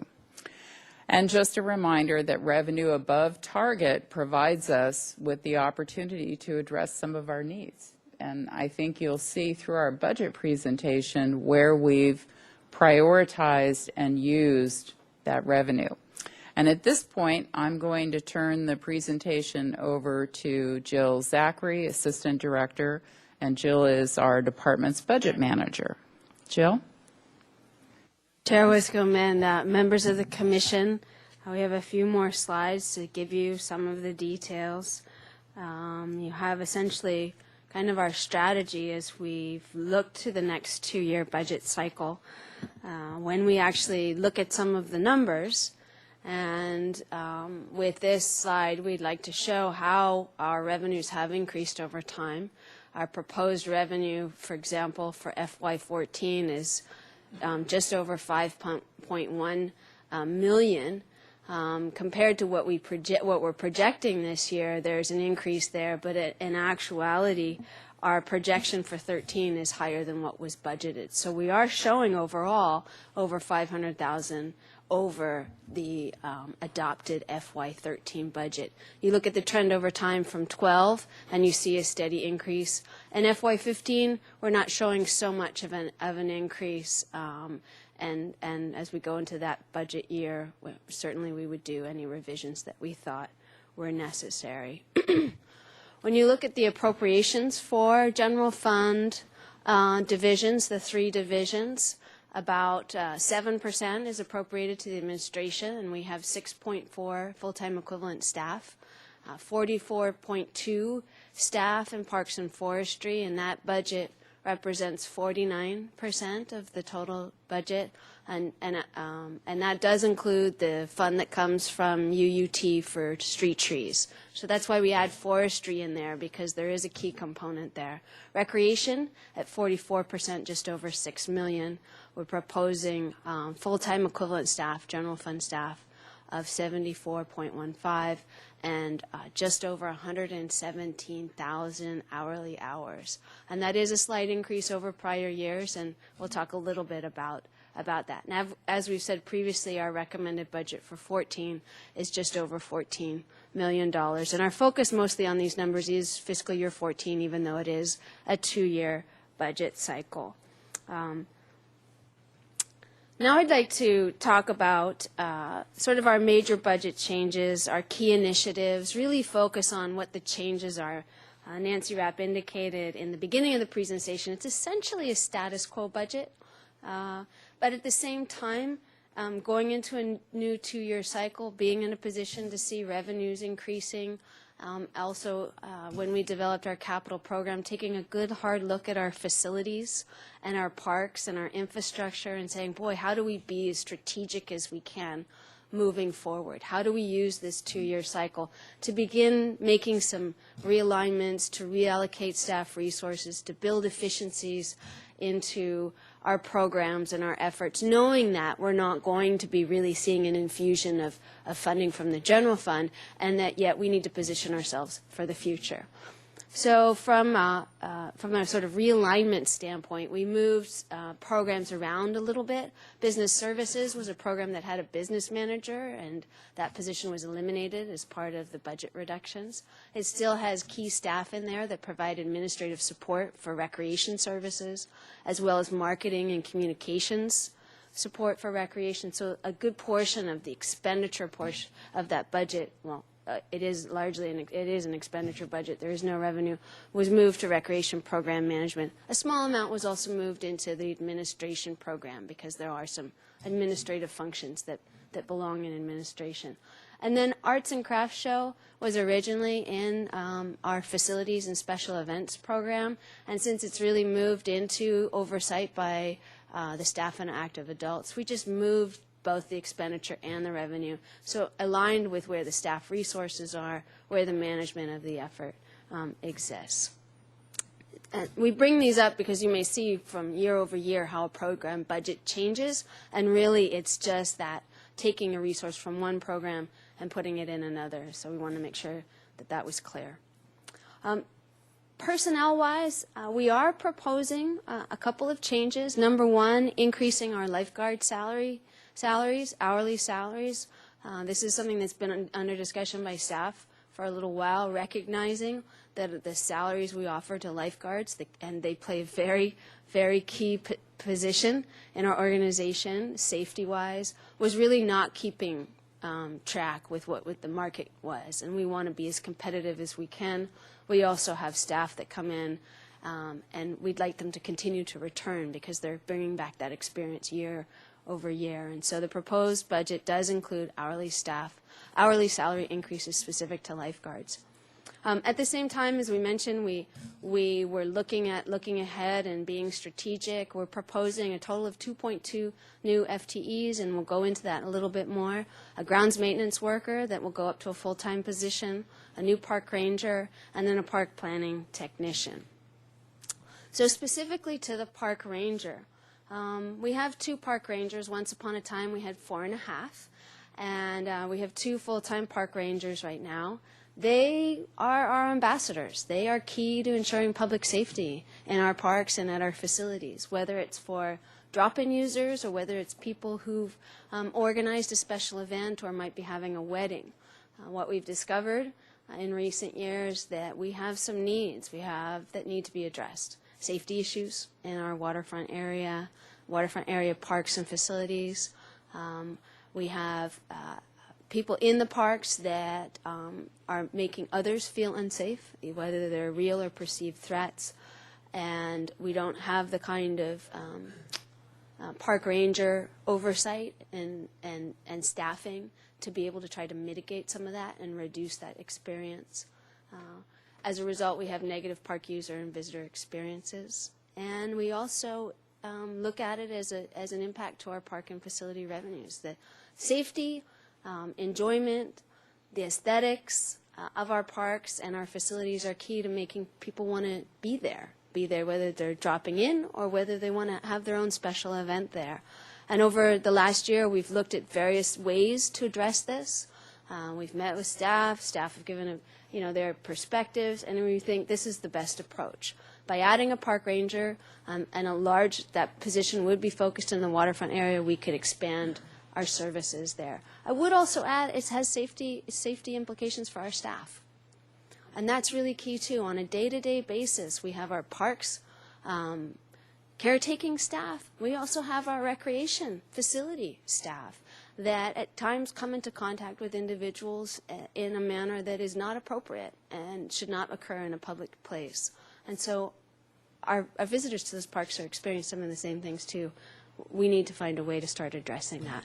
Our park rangers also work very closely with our police department. So there is a connection there that's very valuable that we want to continue.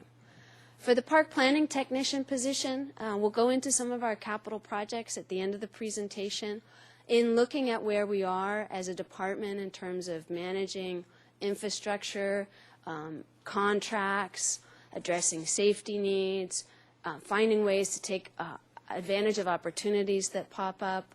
Our parks and forestry supervisors and manager have increasingly taken on more contract maintenance responsibility in addition to overseeing staff, wanting to build some efficiencies into that.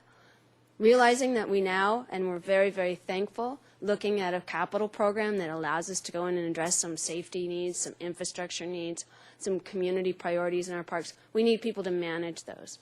And then we all know we've been talking about a park volunteer program for years. We've been chipping away at making that grow, and our existing staff, and in particular Parks Manager Santos Escobar, get the kudos for as much as it's grown.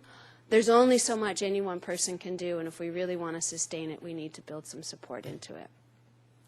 At the same time with staffing, we've done some looking at and creating new partnerships or expanding partnerships so that we provide more services to the public. For example, Waterfront Department, we're proposing to expand the lifeguard service to West Beach, and that would include both the staff and also we would be acquiring a lifeguard tower. The Waterfront Department does contribute some of the funds for the beach lifeguard program, and in meeting and working with them, they thought that was a good idea too. And from a public safety and also just providing good service to the public, having it a nice place for people to be and knowing that there's someone helping make sure everyone's safe. The Friends of Los Baños over the years have done a lot of wonderful things for our aquatics program, and this year they are proposing to underwrite swim lessons for 120 youth. That's a great partnership that they came forward and offered and expanded in, and we're taking advantage of that and really appreciate that. And then at Bonnet Park, one of our parks that we continue to try to find ways to make work for the community. We have a partnership with the United Way, La Cumbre Foundation, and Santa Barbara Beautiful, just to add some value there, to put in new picnic tables and barbecues. So little things like that you'll see in the next budget. Neighborhood and outreach services, a very key initiative for the next 3 years, although you'll see we're showing the 2-year budget, is the Neighborhood Enhancement Program, working with neighbors to find ways to enhance areas within their neighborhoods, whether it's parkways or whether it has to do with structures that need rehab, and build some more neighborhood involvement and pride and beauty. Similarly, the Eastside Family Health Information Fair, proposing to carry that on. That's something that was initiated by the county. Now we're looking at putting that in our budget and doing that next year, following on the successful one at the West Side. And then broadening some of our programs, like the community kitchen at the West Side Center, being able to use our kitchen in a way that benefits the community more, increasing nutrition programs, and then free summer breakfast at 3 of our drop-in sites. And I would add 2 recreation managers, Sarah Hanna and Judith McCaffrey, and obviously Santos Escobar are here, and they can also speak more specifically to any questions you have about their programs. Park safety and infrastructure is a really key initiative. I'll speak very briefly about it, and it comes out more in our capital program. Over the years, as funding has been reduced, we've had staff reductions. We've reduced our maintenance standards in our parks. We've focused on, get the basic job done. We have at the same time been opportunistic. So when there's been an opportunity to go in and do a beautification project, we've achieved those. But we have some safety and infrastructure needs that are huge. So we're looking at how do we deal with fencing, walkways, benches, irrigation, playgrounds, restrooms, get back to how do we rebuild our parks. At the same time, keeping in mind community priorities. And we'll speak a little bit about the Cabrillo Ballfield project. Other key initiatives is expanding our inclusion services to meet demand, formalizing our intern program. One of the things we've done in recent years is bring interns in to get little projects done. Well, we want to actually make it formal because it's a great way to enhance what we do without creating a huge staff commitment. And then planning and regional projects, we're happy to report that our Urban Forest Management Plan is off and running. We've been talking about it, now we're doing it, but there's a future to it. And then also looks like Front Country Trails is beginning to get some legs again with our partners, other agencies, and so we see that as something that requires work effort in the next 2 years. Every year, just to get back to sort of the nuts and bolts, proposed fee changes, recreation staff look at our fees, they look at our services, they look at our programs, they look at what's going on in the market, and they make some recommendations regarding fee changes. This table gives you a sense of some of the changes that are being proposed for FY14. The Commission has the whole fees and charges packet, so there's a lot more detail in there. But as you can see from these examples, from a 1% to a 10%, and then you look at what that is based on the fee. We look at incremental fee increases that are appropriate, are based on the market, and actually address, where we might be going with a program or a service. Now to capital. Many years ago we said the capital program's diminishing and is going to zero. We wrapped up some key projects this year, and we're happy that within the proposed budget we have a number of capital projects. The amount that you see here is both years. So in the first year it's about $1 million, and in the second year it's about $500,000. And to give you some examples off the list, Cabrillo Ballfield renovation. We've been chipping away at sort of doing some of the basic work for that project, the survey work, the drainage work, getting ourselves positioned to actually do the design, have the community discussion, and actually do permitting. And the focus is largely on that area between the Chromatic Gate and where the active ball field starts. How do we reprogram that area so it's of more use to the community and what do we want to have there. So we have a good amount of money to really move it forward, and that's a key priority for the beginning of FY14. Park infrastructure safety, I mentioned that earlier. We've got a comprehensive list of all of our parks and everything we need, and we've prioritized it, and we're just going to start knocking things off the list and getting them done. Park irrigation system renovation, that returns money that was lost in the economic downturn, so looking at repair and new irrigation systems. We have every park that needs an irrigation renovation of some sort. We've again prioritized the list. Parks and recreation facilities sign replacement. We did a comprehensive assessment of all the parks signage in 20 of our parks. We have a binder this big. This will go towards, let's modernize our signage. What are we trying to achieve for the next 20 to 30 years? Playground replacement. The commission was involved in the discussions around Chase Pond Park Playground, and then the RDA funding went away. Well, it's being proposed for general fund funding for next year. So that amount of money would replace what we have, expand 2 to 5, and deal with a lot of the infrastructure problems we have there. Pool ADA regulatory improvements are really critical as well for both Los Baños and Oak Park. And then we have some additional park safety needs at Shoreline Park. We really want to sort of wrap up Shoreline Park to the best of our ability. We'll have to come back and do a major project sometime in the future and then move on. And then I mentioned the neighborhood enrichment program earlier. It's actually proposed for $60,000 over 3 years, but just looking at the 2-year cycle, that's why you see $40,000 in there. Every year we present to the Commission our strategic planning needs. We're happy to report we're working on number 1. We're trying to define number 2, really looking at how do we develop an open space management program that's more than just, oh, we do vegetation management, oh, we do this, oh, we do this, and really trying to make it more comprehensive. That's something we want to scope in the next couple of years. Front Country Trails I mentioned.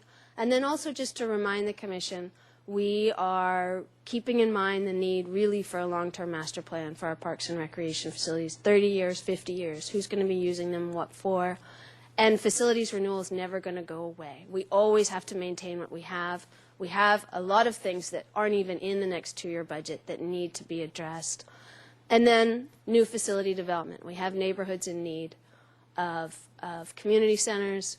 We have neighborhoods in need of more parks. We're not really in a position to take that kind of thing on. However, as opportunities present themselves, we want to be able to explore them.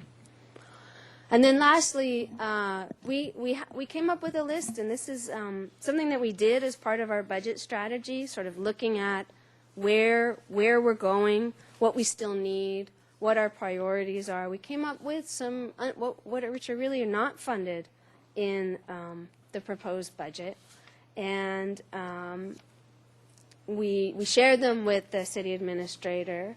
And the city administrator will be forwarding a list from all city departments to council as part of the budget review to sort of say, here are some of the unfunded priorities. They're projecting there may be some surplus in the next 2 years, and it'll be up to council to decide whether they want to allocate that, whether they want to put it in reserves, or what might happen, or put it into capital. So just very briefly, one of our key unfunded priorities is park maintenance.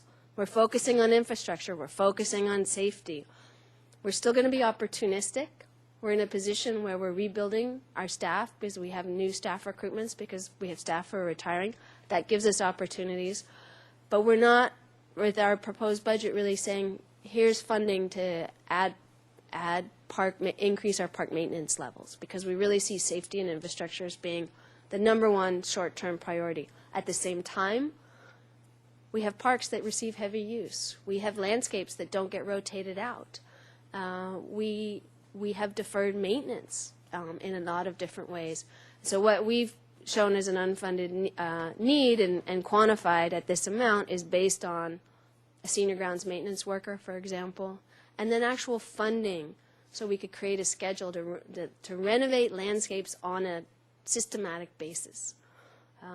Recreation hourly staff is also a key need. As program participation increases, facility reservations increase, the staff at our facilities are the ones responsible for making sure all that paperwork, everything gets done. Their workload increases. We're seeing a need 4 hourly staff to support the other staff in a number of our facilities to be able to respond to that growing demand. And then lastly, department technology. One of the things we look at on a regular basis is how do we be more strategic with marketing? How do we provide better customer service? What role does technology play in that? Field data collection. Why are we using a piece of paper and a pencil when there's other techniques, technologies we could be using? GIS mapping, we hire interns, but we have an increasing need there, web management and so on. So we consider that a need of our department to be able to develop the technology capacity within us. And then a couple of other things that are really service level expansion that we want to share with the Commission, and these are programs that are subsidized by the general fund and they're critical to the community. We have a very popular summer fun drop-in program. We had 200 on the wait list for the last couple of years. It's free. It's at 3 sites, and these are for kids in the summertime that don't have anywhere to go otherwise.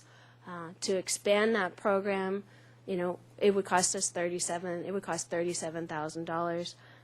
It's a program that provides recreation, provides food, provides an opportunity for kids to grow, and that would be what we would propose if it was a service level expansion. And then our Job Apprentice program, which has been very successful. It's largely funded through grants and donations, and it's a great way for young people that may be considered at risk or may need some way to direct their energy is to learn to get a job, to be positioned to be in the community as adults over time. Grant funding opportunities are in decline, and we have way more demand than we can serve, which wouldn't surprise many people. This amount of money would serve 15 to 25 youth. And with that concludes our budget presentation, and look forward to any questions you have. Thank you, Ms. Zachary and Ms. Rapp. Appreciate that. Does anyone on the commission have questions? We're going to do questions first, then we're going to take public comment, and then we'll go to discussion. Ms. Longstreet.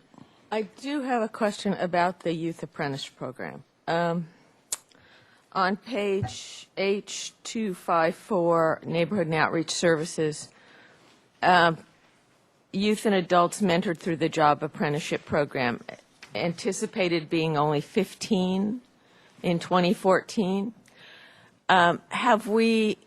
Is that program cut? Is the 25,000 you're talking about here on that last slide what we need to go back up to the 116 we had last year? That bothers me. Madam Chair and Commissioners, Mark Alvarado, when he was hired, after we've been working with the Job Apprentice program over the last year, we decided to make a slight shift in how we conducted the program. We used to bring kids on and rotate them through rather quickly. They probably worked about 100 hours. But we've decided that it's much more effective and it's really honors the job apprentice to expand it so that they work up to 800 hours to 1,000 hours a year. $25,000 is not a whole lot of money, but when you have a lot of kids running through it, you go through it very quickly. They're only paid $8 an hour, so we're trying to give a more quality program to a fewer number of kids than rotate a bunch of youth through more quickly. It was kind of a philosophical change.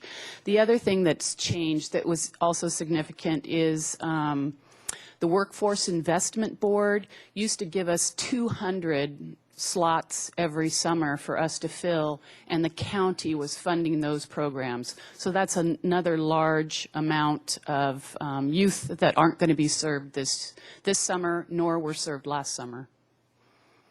Thank you. That explains it. I would really like to see that number be 50 kids instead of 15, but we'll get to the unfunded. Thank you, Ms. Hanna. Anyone else have questions? Okay, I have just a couple questions. Under Recreation Program Management, I'm sorry, I don't have the page number. One project objective is to implement the FY 2014 strategic fundraising plan to increase grants, donations, and sponsorships to support department programs. So can you say a few words about how this works? We'll have Judith McCaffrey come up and respond to that, and the page number is H228. H228? H228 is the page number. Chair, Commissioner, and Commissioners, Chair Wiscombe and Commissioners, that's a plan that we put together each year, that how we're going to work with our fundraising as far as donations, how many grants are available, and that we're going to write during the year and what for, and the sponsorships that we're going to pursue. Okay. And are there any exciting new things coming up in grant world or sponsorship world that Well, I've been working very closely with... you don't need to get into specifics. I just briefly say that I've been working very closely with our Parks and Recreation Community Foundation Board to develop fundraising to support the department. That's been really been our focus this year. Okay, that's great. Thank you, Ms. McCaffrey. Appreciate that. And then my other question is a little bit more general, and I'm not even sure that this is answerable, but I noticed that from proposed FY 2014 to proposed FY 2015, you had a much flatter revenue stream. And are you, and you talked about, lack of staffing in some of the programs. You can't do some things because you simply don't have the manpower to do them, which, if you did, would increase revenue, I assume. But is the age of our facilities factored in here? Are we looking at things and thinking, in projecting out over a number of years that, we're not going to be able to do this here anymore because the facility's too old, or the equipment's falling apart and we can't offer that anymore? I just like a comment. Chair Wiscombe and Commissioners. So we were asked to do a 2% revenue increase over 2 years. We far exceeded that amount in recreation. A portion of the large revenue jump from last year to this year is because the recreation after school program is moving out of miscellaneous grant funds into the general fund. So an equal amount of expenditures and revenues moved over, about $150,000 worth. But that being said, we do plan at mid-cycle to look between 14 and 15, to look where we are with revenues. We don't want to jump ahead so far that we can't accomplish that, have added expenditures, and then have to take those back down. So this was kind of a significant jump from 13 to 14. We want to, in the next year, kind of pace ourselves so that we start growing slowly and we present something that's achievable. Right. Okay. Thank you. That answers that. So what you're basically saying is that at mid-cycle, that could become an amended number based on what you're seeing for a period of time. Okay. To add an additional comment, and it is typical for us to spend more time developing the revenue numbers for the first year and not really worry about the second year, because so much of our revenue projection is based on performance for the year before. So that's really how we do our budget planning. But in response to your question about the condition of facilities and the condition of equipment, yes, that is a concern for us. And that is why we have continued to focus on both the deferred maintenance and our deferred equipment replacement. And we continue to look at the quality of our tables and chairs and the carpeting in our facilities where we are charging people to use them. We need them to be in a good condition. That's also part of the reason why we've been so concerned about the park safety issues down in the waterfront. people are choosing not to reserve city facilities because of some of those issues. So yes, all of those are in fact concerns for us and part of our discussions when we're really looking at where do we need to spend our resources. Great. Thank you, Ms. Rapp. Ms. Gonzalez. I did have a question in regards to some of the unfunded priorities, the summer drop-in program and the youth apprentice program.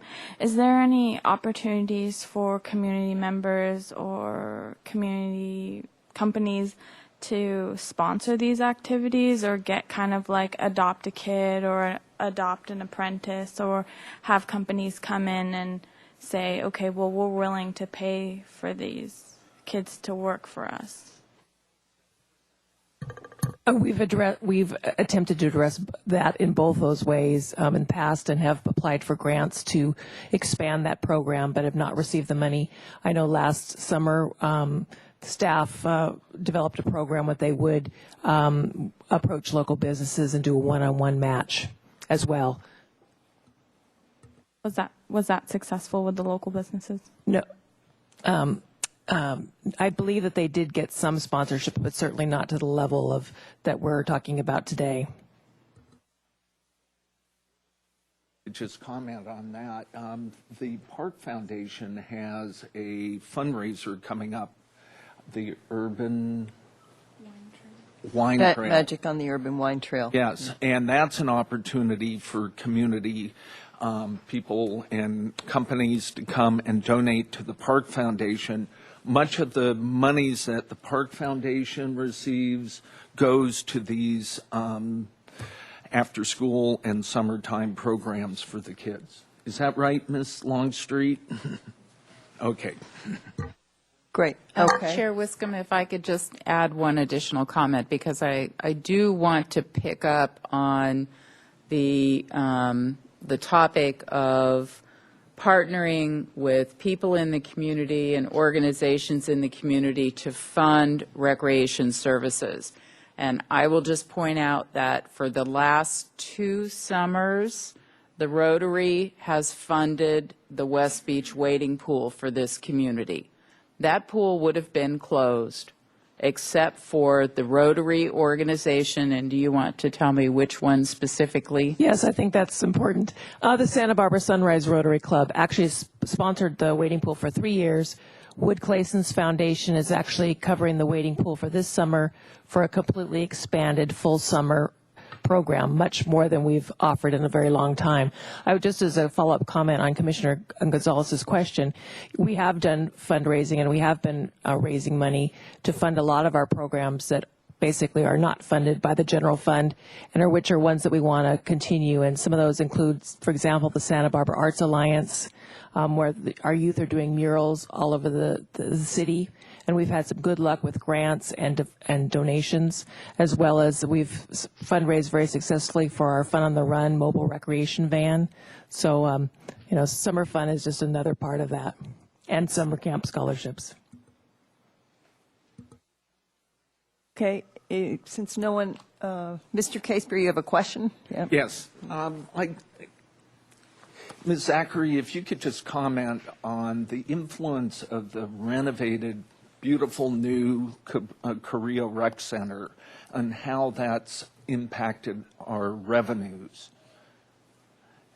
And Chair Wiscombe, Commissioner Caseberry, I would be happy to. I'd also happily turn it over to one of our recreation staff. Sorry. But before I do, I think it's an example of looking at our existing facilities and making them the best they can be and renovating them so they serve the community for a long time is really what we think we need to really prioritize right now. And Commissioner Caseberry is familiar with the Cabrillo Bathhouse and Pavilion, and that's clearly on our radar. But we also have other facilities. How do we make sure what we currently have before we go build new or do a bunch of new stuff? Because that's a success story. And I think perhaps Sarah Hanna would provide you with a little more detail. Chair Wiscombe and Commissioners, you know, we really haven't seen the full potential of what the Carrillo Recreation Center can do.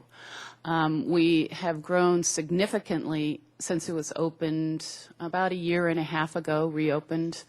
We're very busy at night. We still have vacancies during the day. I would say for the facility itself, I don't have the budget in front of me just for that building, but I'd say it's grown. The budget has grown between $25,000 and $50,000. We're looking at last year having about 15 special events, and we're projecting about 13 special events in the coming year. And not the special events that we have outdoors, but those that are fundraisers and quinceañeras and weddings that take place in the ballroom and throughout the entire down floor. So we're renting a very large space. We're very competitive with other facilities that have large wedding and these types of gatherings because we can have 550 people in the ballroom itself. So we haven't seen the full potential. We continue to build on it. It's amazing the number of people that come in and talk to us about adding a yoga class here or a different kind of Zumba class there or whatever it may be. So we continue to expand, and, you know, it's just a facility that's a pleasure to be in, and for it to be right there in the center of the community is really a fantastic asset for our community. Oh, sorry, I turned my mic off. Any other questions? Okay, we are going to open up public comment and give you all about 2 minutes. And the first speaker is David Niles. And is that okay? Did I pronounce that correctly? Okay, and it'll be followed by Karen Van Hoek. Okay, great. I had two speakers that had ceded time to me. Is that okay? Dominic Habibi and David Boone. Oh, are they both here? Yep, I got them all. Okay, great. So you get 6 minutes. Thank you very much. Thank you for having me this evening and taking the time to listen to our comments. Madam Chair and Commissioners, my name is David Niles. I'm here as a long-term user of the Las Positas tennis facility that has been hurt, and I am part of a community that's being destroyed because of the public park giveaway of Las Positas Park. Mayor Schneider urged us to provide comments to the Commission to somehow hopefully influence the 2014 Parks and Rec's budget for the Las Positas tennis facility. The players and the public of Las Positas, I belong to a group, and none of us feel that the proper public review and input was addressed, and that this public park giveaway was wholly inadequate. So basically, I'm here to address the baby that got thrown out with the bathwater, and that would be the public's interest that was not properly protected, I feel, in the lease agreement that was given to Ealings Park. So we've been priced out of using the facility. They have this public asset which they are using for their private profit, and nobody is standing up for the public's interest. So I'm here tonight to ask you to somehow address this matter in the 2014 budget. And I have I may not get through it all, but basically you can have this when I'm done. But basically, just the current fee structure and the differences, the difference between the annual permit fee at Las Positas and the city fees is $356. That's per adult player we have to pay. So we're stuck subsidizing the park, not Ealings and nobody but the public. So basically, there was about 100 players, and the cost per player that is over the public permit fee is $356. So that's about $35,600 that the public players are being asked to pony up, which we feel is unfair, and we didn't get any chance to have any input about. So what we're here tonight to ask is that somehow the Parks and Recreation use part of their budget to subsidize the public players' rights to use the Las Positas tennis facility. And there's a couple different ways you can do that.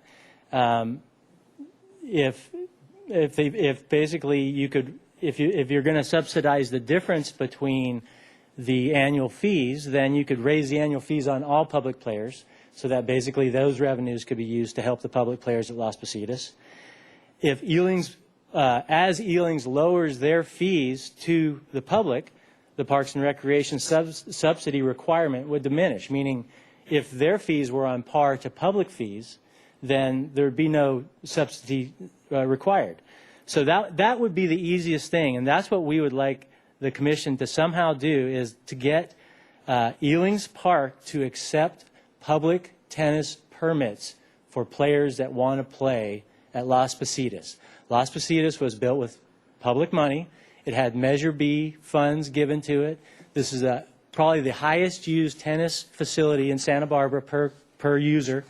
And there's a lot of people that have been hurt and damaged and are sitting on the side wondering what to do because nobody addressed public interest here. So I'm asking the commission to address public interest through subsidizing the fees so that at least the 60 players that I know that are not playing there now, the public is missing from Las Positas, it is now private, can use this public asset, which we've all contributed, paid our taxes, paid our dues, and paid our fees. So thank you for your time, and hopefully we can regain access to the valuable public park that we all enjoy so much. If you have any questions. Thank you very much. Next speaker is Karen Van Hoek. Hi, thank you very much, Commissioner and Commissioners. I have been playing at Las Positas Tennis Facility since 1988. I paid our dues, enjoyed the facility until Elings Park was given the lease. Their fee increases have not necessarily made it unaffordable for myself, but a lot of the people that we played tennis with are no longer playing there, and so the group has been disbanded. Not only that, when my husband and I have gone up to the facility, the current management hired by Elings Park has been rude and disrespectful to my husband and myself. So it's a completely different facility than it used to be. So I would like to see funds, and it looks like it's a drop in the bucket when I look at these multi-million-dollar budget, to reappropriate funds to reestablish Las Positas as, again, a public tennis facility, which it no longer is. Thank you very much. Thank you very much. Our last speaker is Sharon Byrne.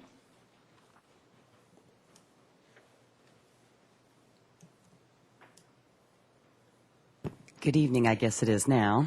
I'm the executive director of the Milpas Community Association, so you can probably guess what I'm here to talk to you about, which is the Cabrillo Ball Field. We are tickled to see some capital funding and some improvements that have already started in this park. Really excited about it. There's a kind of a grassroots movement going on Lower Milpas that's a marriage of some of the neighborhood, the hotels, and some of the businesses on Lower Milpas Street that would like to see a kind of public-private partnership go on in that park. There's some folks in the athletic field that have hooked up with some of the business community and are proposing some outdoor fitness equipment in the dead zone at the edge of the ball field. We think it would make the area hop with activity, with people coming to work out at the beach. We've seen similar setups in other cities, and they seem like they go really well.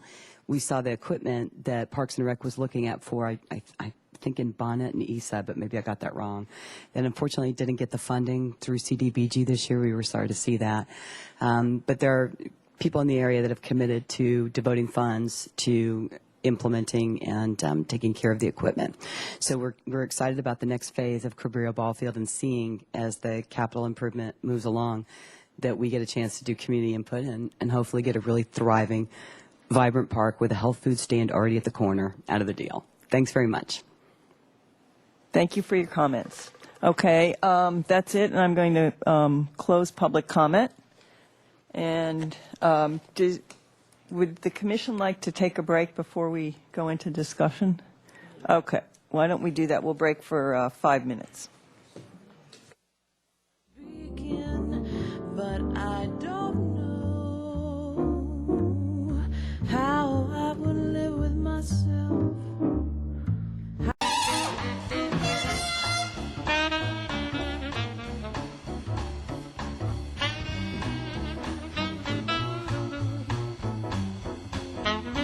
Okay, good afternoon. I'm resuming the regular Parks and Recreation Commission meeting for April 24th, 2013.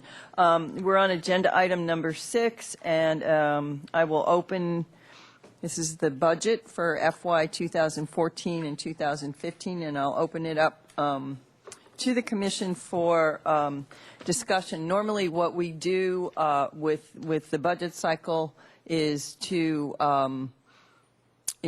send a memo to City Council with our recommendations on the budget as proposed by the department.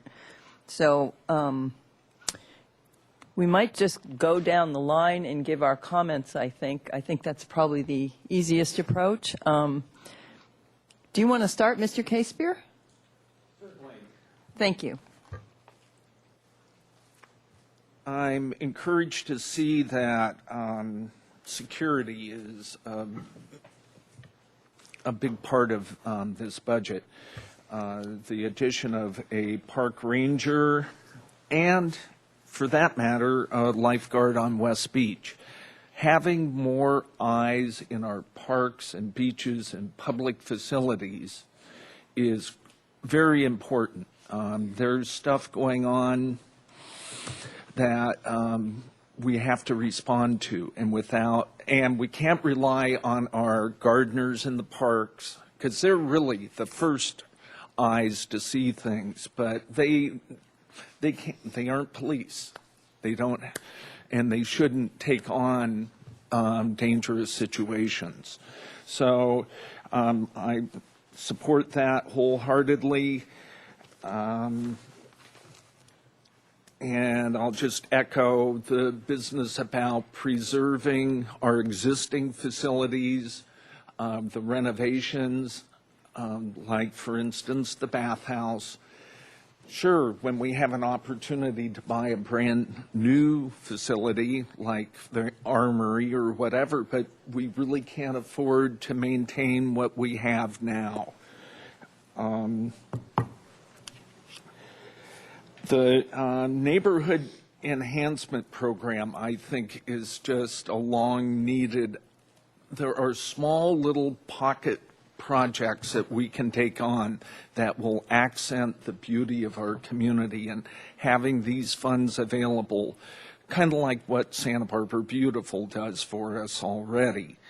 It's just one more way that we care about this town. And the park planning tech person, I can remember 3 years ago, 4 years ago, when the budget crunch came, they just said, well, get volunteers to help you in the parks. And that's all fine and good. There are people that will help, but you have to plan and organize and have the equipment and the facilities ready. And so maybe we can get to that with this planning technician. And that's my comments. Thank you, Mr. Casebeer. Ms. Yee, did you have any comments on that you wanted to add to? Okay. Madam Chair, I really like the budget, and I agree with Mr. Casebeer about security and how security is a major impact on people coming to the parks and the beaches. And I like the security with the new park ranger and the lifeguards. That sounds really good. And the restroom restoration and just making the parks and the beaches a really good place for community members to go to and taking part in. Thank you. Thank you, Ms. Yee. Ms. Gonzalez. I just wanted to say excellent job on the budget. I know you guys have worked tirelessly on this and just continue to do a phenomenal job. I'm really excited about the continued partnerships with the Waterfront Department, Friends of Los Baños, and adding to beautifying Bonnet Park. I also wanted to mention, I think it's great that you guys are looking to increase lifeguard salary to make it competitive. I think that's important for jobs like that were competitive with other communities, so that we can get the people returning and have just great safety for the kids using the beaches and the families and the surfers. I also wanted to commend you guys on the playground replacement program, as well as the Shoreline Park safety improvements. I think that's so important. I know my son loves playing on all the playgrounds, and I like to take all my little cousins there too. So I know that it'll be a huge relief to all the moms, knowing that we're going to put some funds into making our playgrounds more safe and up to standards. Also, I think it's great that that you guys are looking into formalizing the internship program. I think that could also be a great opportunity for youth to get involved and to see what it's like to run the city. So great job, and I really hope that the summer drop-in program and the youth job apprenticeship program could have more funding, but don't we all? So thank you. Thank you, Ms. Gonzalez. Mr. Trinacosti? Yes, hi, thanks. I would also like to add my comments. Thank you for the great job you guys have done on this budget. It's obviously not a trivial thing to do, and there's so many aspects of it. But I do think that every aspect, from what I've seen of the budget, does prioritize safety and usability of our facilities, which I think we have talked about in the past are probably our highest priorities. And by usability, I mean all aspects of it, making our facilities and our programs something that will attract more people and continue to grow. I think that again, all of the budgets do reflect a long-term view of things, which I think is important. I'll specifically mention the golf budget on that, because I think this year, more than any other year, we do have a really good forward-looking plan on capital and on the course improvement, which if we didn't do, we would continue to see degradation over time. So I think I'm really excited about that. But I think all of the budgets do reflect this longer-term view, building to the future, which I think is very positive. And I would like to see if we could mention something to the City Council about the unfunded portions. I think there are some very high priority items in there that really are justified if we can get some help from them on that. Thanks. Thank you, Mr. Trinacosti. Okay, I'll move on to Ms. Longstreet. Okay. I think we should be supporting the Creek's recommendations. The letter that they sent, those are questions that need to be answered, and I think the Commission should support that memo. I appreciate the Golf Advisory Committee's recommendations and all the work they've done in the last couple of years to get the golf course moving in the right direction. I think now maybe a little bit about what the speaker brought up about tennis. And it's interesting. I was following, and I don't think we can do anything about it here right now. But one of the things I circled as I was going through the budget was looking at the big general fund increase, and I did have a question about it in tennis. The general fund subsidy goes up $17,000, which it doesn't in most other of our budgets. I mean, it stood out to me. So I think tennis is a bigger subject than simply Elings Park if we're having the subsidy increase that much without its H251, without having Elings Park in the package. So I think we should address that concern, but I did have a question about that subsidy increase. I'd just make a comment about tennis, Chair Wiscombe and Commissioner Longstreet. You'll see the revenue for tennis is flat, but that increase is in planned maintenance. As you know, at the municipal tennis courts area, we have a large wooden stadium, and it's in need of some major repairs. And that $17,000 is just basically a drop in the bucket toward those repairs. Well, I think it is, but I think it speaks to the issues we had at Elings and the fact that we can't maintain what we have, and the subsidy needed to maintain it is going to be increasing annually. I guess that's what we can't really address up here by any means, but it's what the whole reason Elings happened the way it happened was the inability to afford it.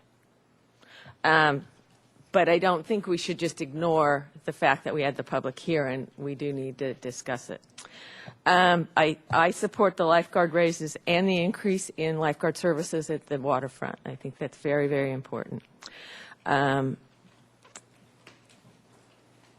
There were a couple of other things that stood out to me when I went through the budget, and one of them were when you look at the hourly versus full-time staff equivalents in different areas, aquatics and youth activities supervise an incredible number of hours and have, I think it's both departments have less than 3 full-time employees.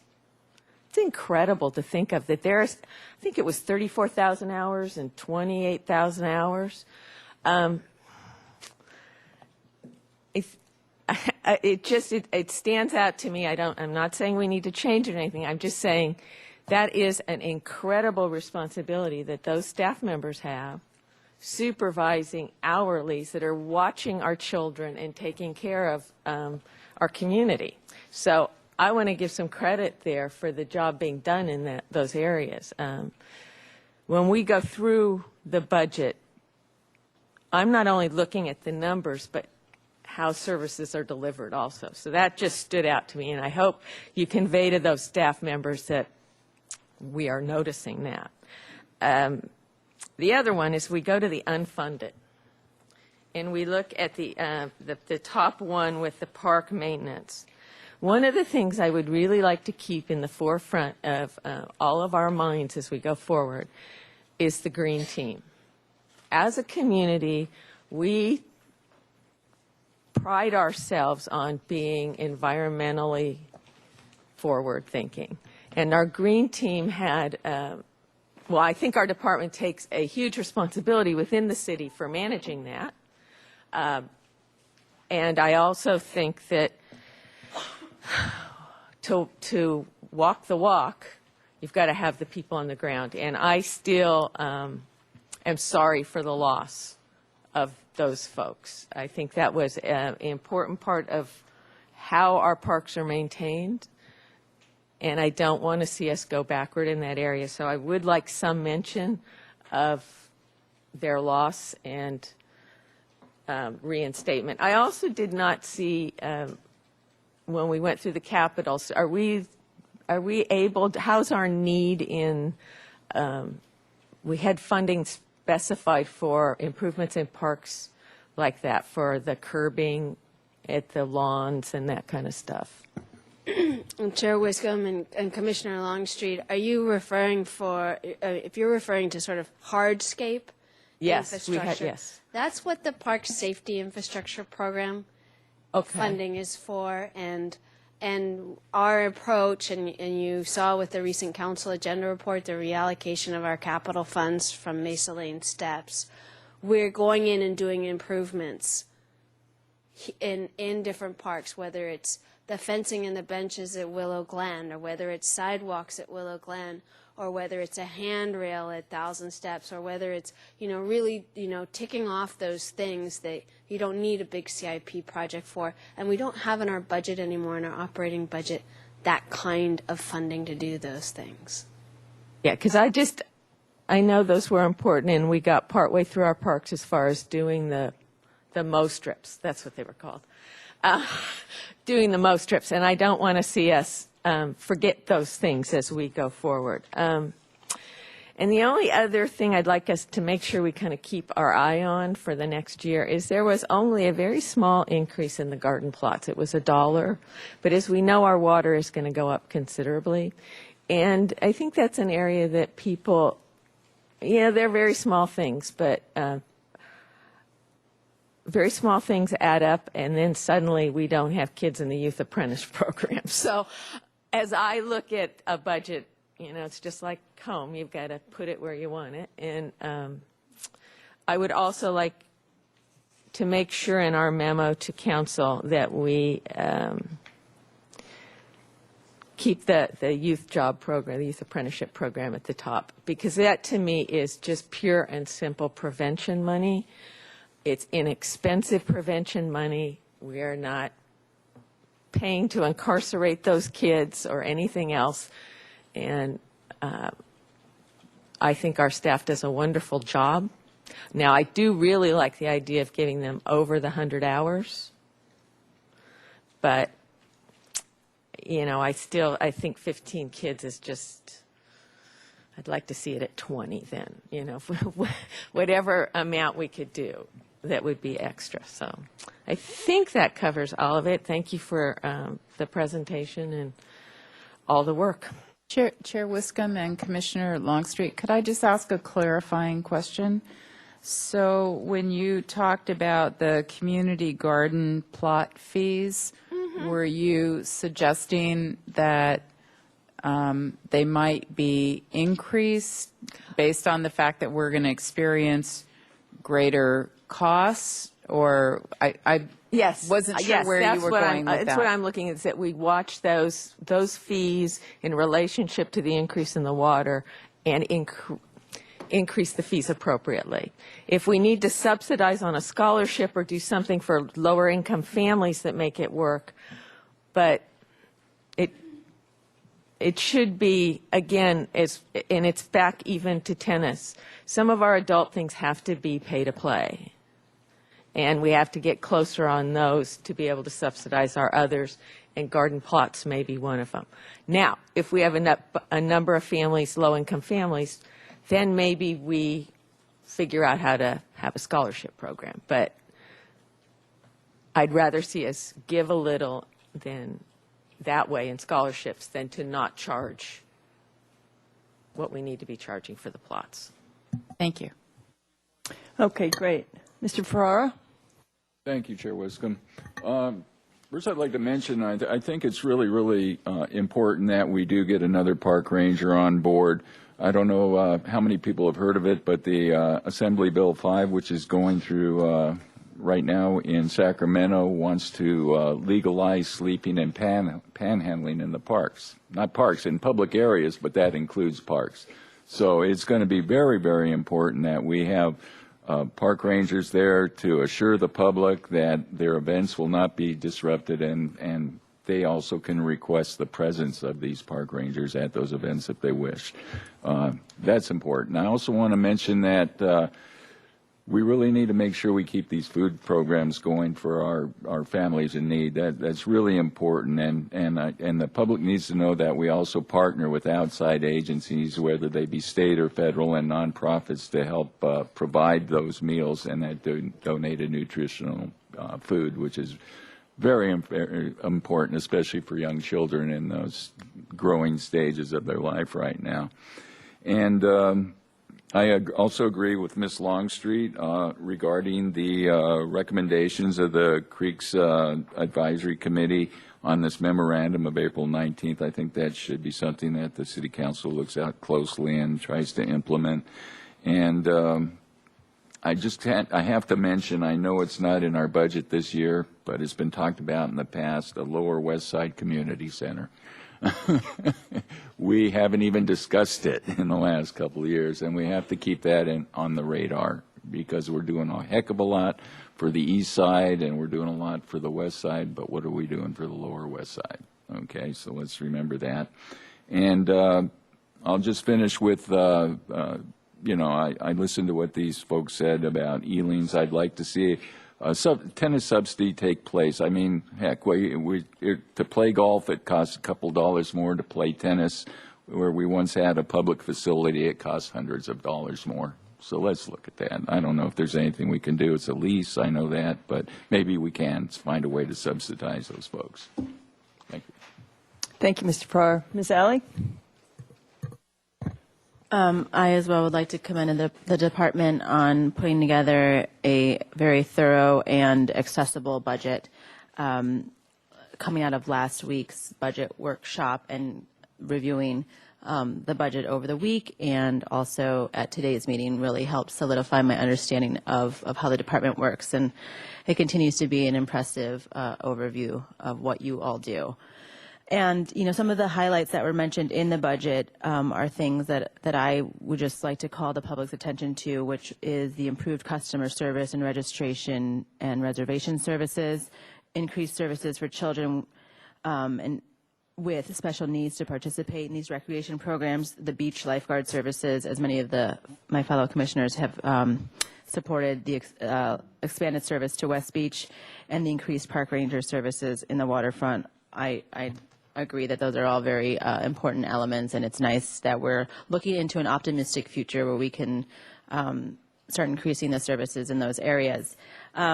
Serving on the Creeks Advisory Committee, I was at the February meeting where it was a concern was raised about the street sweeping line item, and looking at what the Creeks Department has done and raising over $14 million in grant funding since 2002. This is just a real testament to our community's leadership in environmental conservation and just progressiveness in that area. And you know, I think it's just a real testament to the work that the department does, and I'd like to encourage that work to continue going. And also, as Cameron mentioned, the Measure B funds really are an impressive element when they're out looking for those very competitive grant opportunities. So I think making sure that we support their modification on that line item so that the intent of the voting community for the Measure B funds, that their intention is kept intact, is something that we need to preserve. And there's just so much to commend, and so I won't go into specifics, but I think you've done an amazing job. I am excited by the things that we're talking about from the future in terms of the neighborhood outreach services, and I mentioned in our budget workshop the community kitchen at the West Side Neighborhood Center and the East Side Family Health and Information Fair. Aside from all of the other areas that you cover in terms of parks and recreation facilities and maintenance, these programs are just invaluable. And as I look to grow my family in the community, I am thankful that this is the direction that the department is heading in, and really investing in our youth and their education as it pertains as well to the Youth Job Apprentice program. So job well done. Thank you so much for sharing your work with us and the community, and I support this budget. Okay, thank you, Ms. Ali. Let's see, where do I start here? I think that the strategies that have been developed in this department's budget are extraordinary.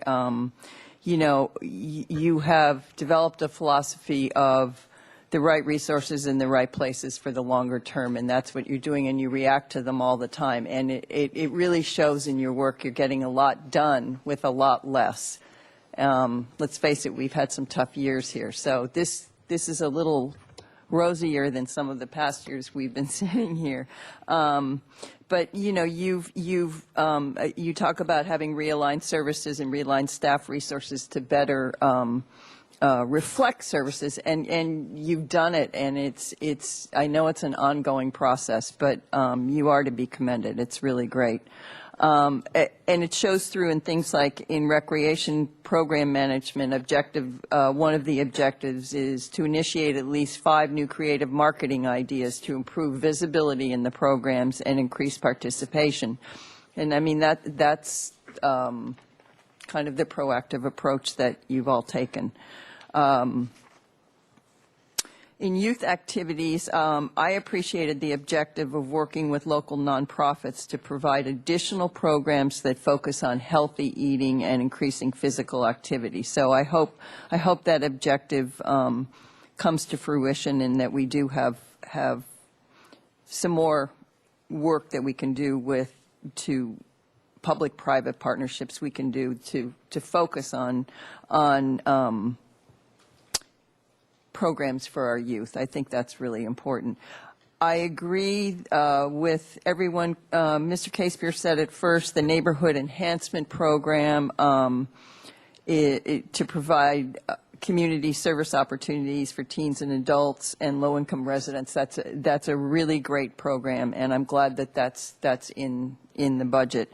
And from what I heard from all the commissioners, and I totally agree, is that public safety is first, and the park ranger the new park ranger, and is a really great start to public safety in our waterfront areas, and as well as an ambassador. We talked about a ranger being an ambassador to our parks, and that in our parks, and that's very important also. And I think that's a position well served. Also supporting the Mr. Casepier said it, the park project technician, and I don't think it was mentioned, but increasing the ground maintenance worker 1 from 0.8 part-time to full-time. So we're talking about 2.2, an increase of 2.2 in full-time equivalent positions here, and I think what we're hearing up here is that everyone absolutely supports them, because they're very important positions in our parks. I was pleased to see the park volunteer program support with the new, as part of the new park project technician. There's too many P words here. So, because I'd really like to see our park volunteer program advanced. I think that's a good way to help us out. And just general comments. Pleased to see that the department is identifying ways, new opportunities to address our equipment and deferred maintenance needs and long-term objectives. As we all know, our backlog in deferred maintenance is really high, and you're being very proactive about addressing some of those needs, a small portion, in this budget.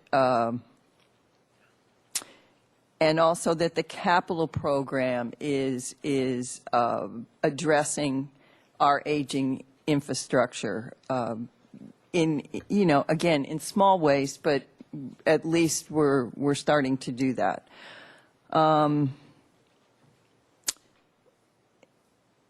I was also pleased to see both the Cabrillo ball field renovation in there. I think that's a really exciting element for the community.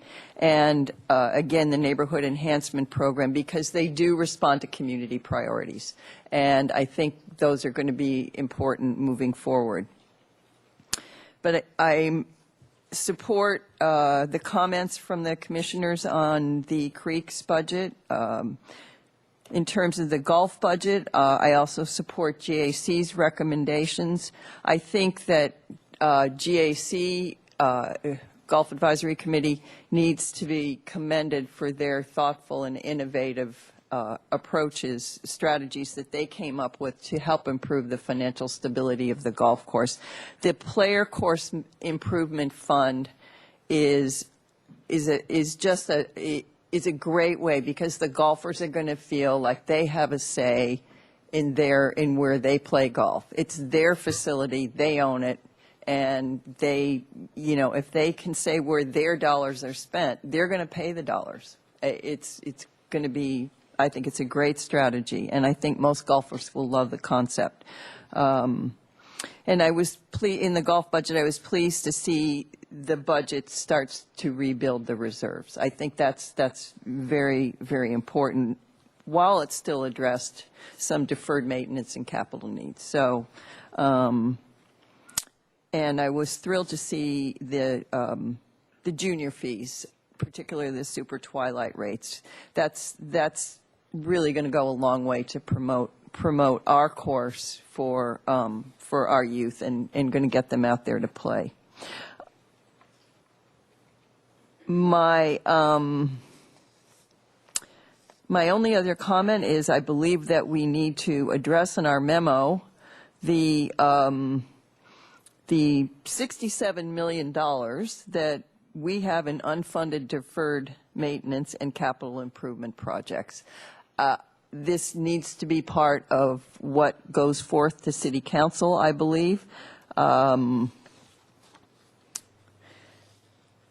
We are a revenue, this is a revenue producing department, and the age of our facilities and our deferred maintenance is a problem, and we're not going to continue to sustain our revenues without improving our facilities, replacing our equipment, keeping our parks up to date, and doing all the things that we need to do to keep things top notch. So that's a real concern, and I think we just need to remind. I would like to see the commission remind council with a recommendation to approve the budget.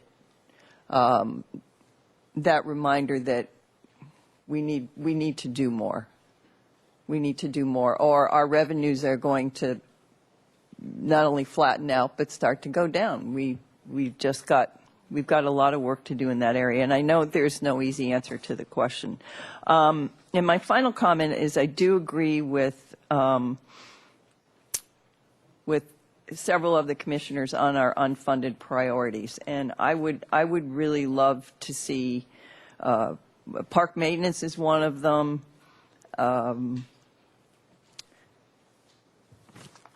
And the other ones that were mentioned were I think someone mentioned the Summer Fund Drop-In Program, where we had 200 people on the wait list last year. Ms. Longstreet mentioned that. And also the Youth Job Apprentice Program has been mentioned several times. So I think those are things that if there's any wiggle room in the general fund budget overall, that, these are things that the commission would love for the council to have a look at and see if, gee, can we get the $25,000 for the Youth Job Apprentice Program, or $37,000 that for the Summer Fund Drop-In Program, where we had 200 people on the wait list. It's over the last 2 years. It's amazing. So I will stop talking. I think that's pretty much all I have to say. Ms. Longstreet. When you're ready, I think I have a motion. I've been working over here trying to write down. Do we I don't think we need to move to approve? Do we?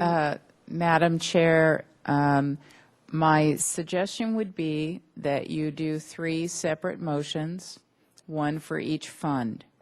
A reminder that you're making recommendations on the Creeks Fund, on their revenue and operating budgets and capital, so 3 elements. And then include any comments that you have on recommendations made in the Creeks Advisory Committee letter.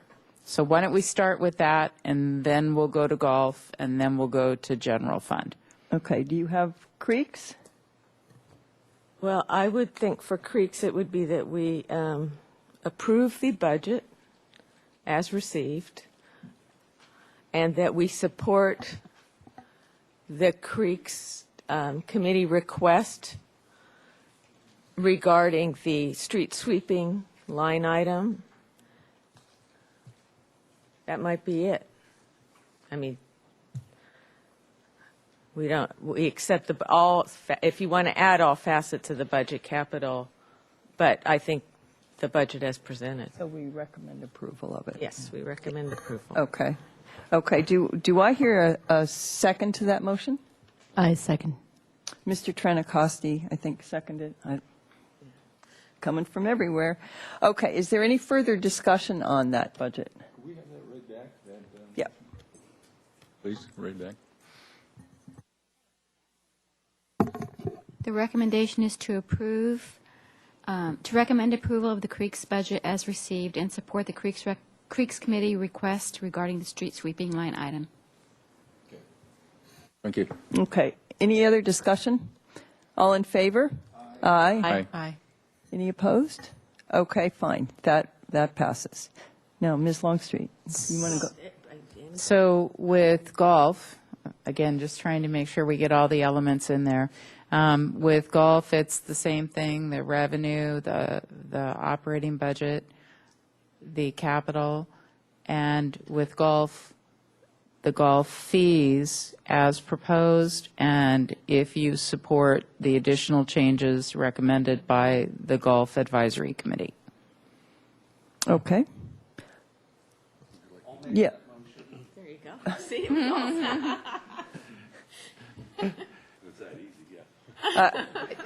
That. Do you have that, Carla? So moved. Done. Did you request that to be read back? She just asked if he had it. She asked Oh, okay. I'm sorry. I thought you asked it. Okay. So we have a motion, we have a second, and it addresses the golf fees, correct? Okay. Great. Okay. Any other discussion on it? All in favor?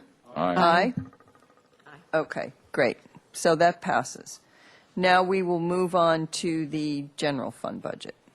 Okay, I'd give a try on this one. That we recommend approval of the budget as received, including all those things that Nancy said. You'll get those in there. That the commission also supports the list of unfunded needs, and we would like to see these issues addressed as possible. That we have concerns about park maintenance levels and staffing and the unfunded capital needs of the department and the impact these have on our ability to increase revenue and serve the community. You want that in the motion? Yes. Okay. I think it should be in the motion. I think it's important that it's what you were saying about both park maintenance and facility capital needs do impact our ability to make money. So I'll second that motion. First time I used my light, you didn't call me. Mr. Trentacosti? Yes, I had a question. Do we need to include fee changes in that? Since Yes, you do. Yes. Yeah. And do we need to include a capital program in that? Yes, your recommendation, again, would be the general fund, revenue, operational, capital budgets, and the proposed fees and charges. Okay, does the maker of the motion?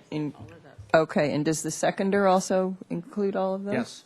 Okay, great. So revenue, operational, capital, and the fee schedules. Okay, so that's all in the motion. We have a motion, a second. All in favor? Aye. Aye. Anyone opposed?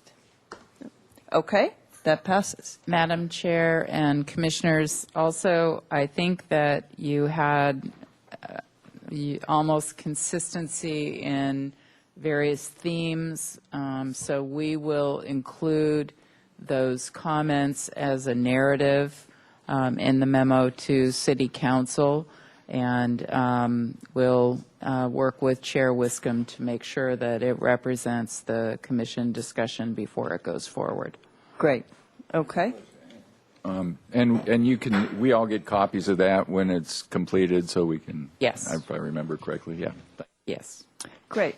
Okay. We are moving on to agenda item number 5, our last item. And this is the Advisory Committee Liaison Appointments. And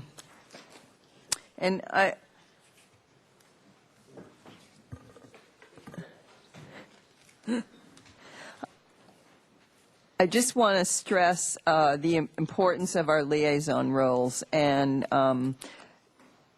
I've asked that we just review these perhaps more often than annually, semi-annually. Sometimes our commissioner schedules change, and so we want to ensure that we have a presence at all our committees, and so we're just going to review these. If there's anyone here, we don't necessarily need, if you're happy with where you are, that's fine. But if there's anyone here that has developed a schedule conflict that prohibits him or her from attending these meetings on a regular basis, then we can, I think, make some changes. So I don't know. Mr. Casebeer, do you have any? I'm fine with it as it stands. Ms. Gonzalez? I'm good. Okay. Mr. Trinacosti? I'm fine. Okay. Ms. Longstreet? I'm okay. Mr. Ferrara?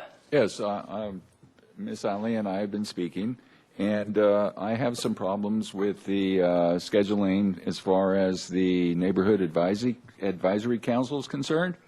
Third Wednesdays are better for me. Second Wednesdays are hard, so I spoke with Ms. Allen. She's willing to switch with me on that. She would take the Neighborhood Advisory Council on the second Wednesday, and I would go ahead and attend the Creeks Restoration and Water Quality Improvement Program CISN meeting. Okay. Ms. Alley, is that? Yes, that is something that I can agree to. As the commission knows, I strongly supported my appointment to the Creeks Advisory Committee when I first became appointed to the commission.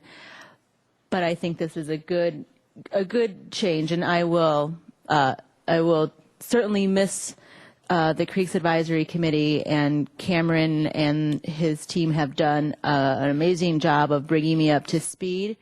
And I will continue to follow their work and look forward to your reports each month. And I'm also looking forward to working on the Neighborhood Advisory Committee. I think both of you will be great assets on both of those committees. So I think that's a really positive change that's going to work for everyone. So thank you very much for that. And one thing I would say is, if the Front Country Trails gets up and running, I think we'll need to really look at that, because if that's going to need some dedication to it at that point, I may have a full plate. So but I don't think we need to discuss it till the time comes. Right. Okay. Okay. No further business. So this meeting is now adjourned.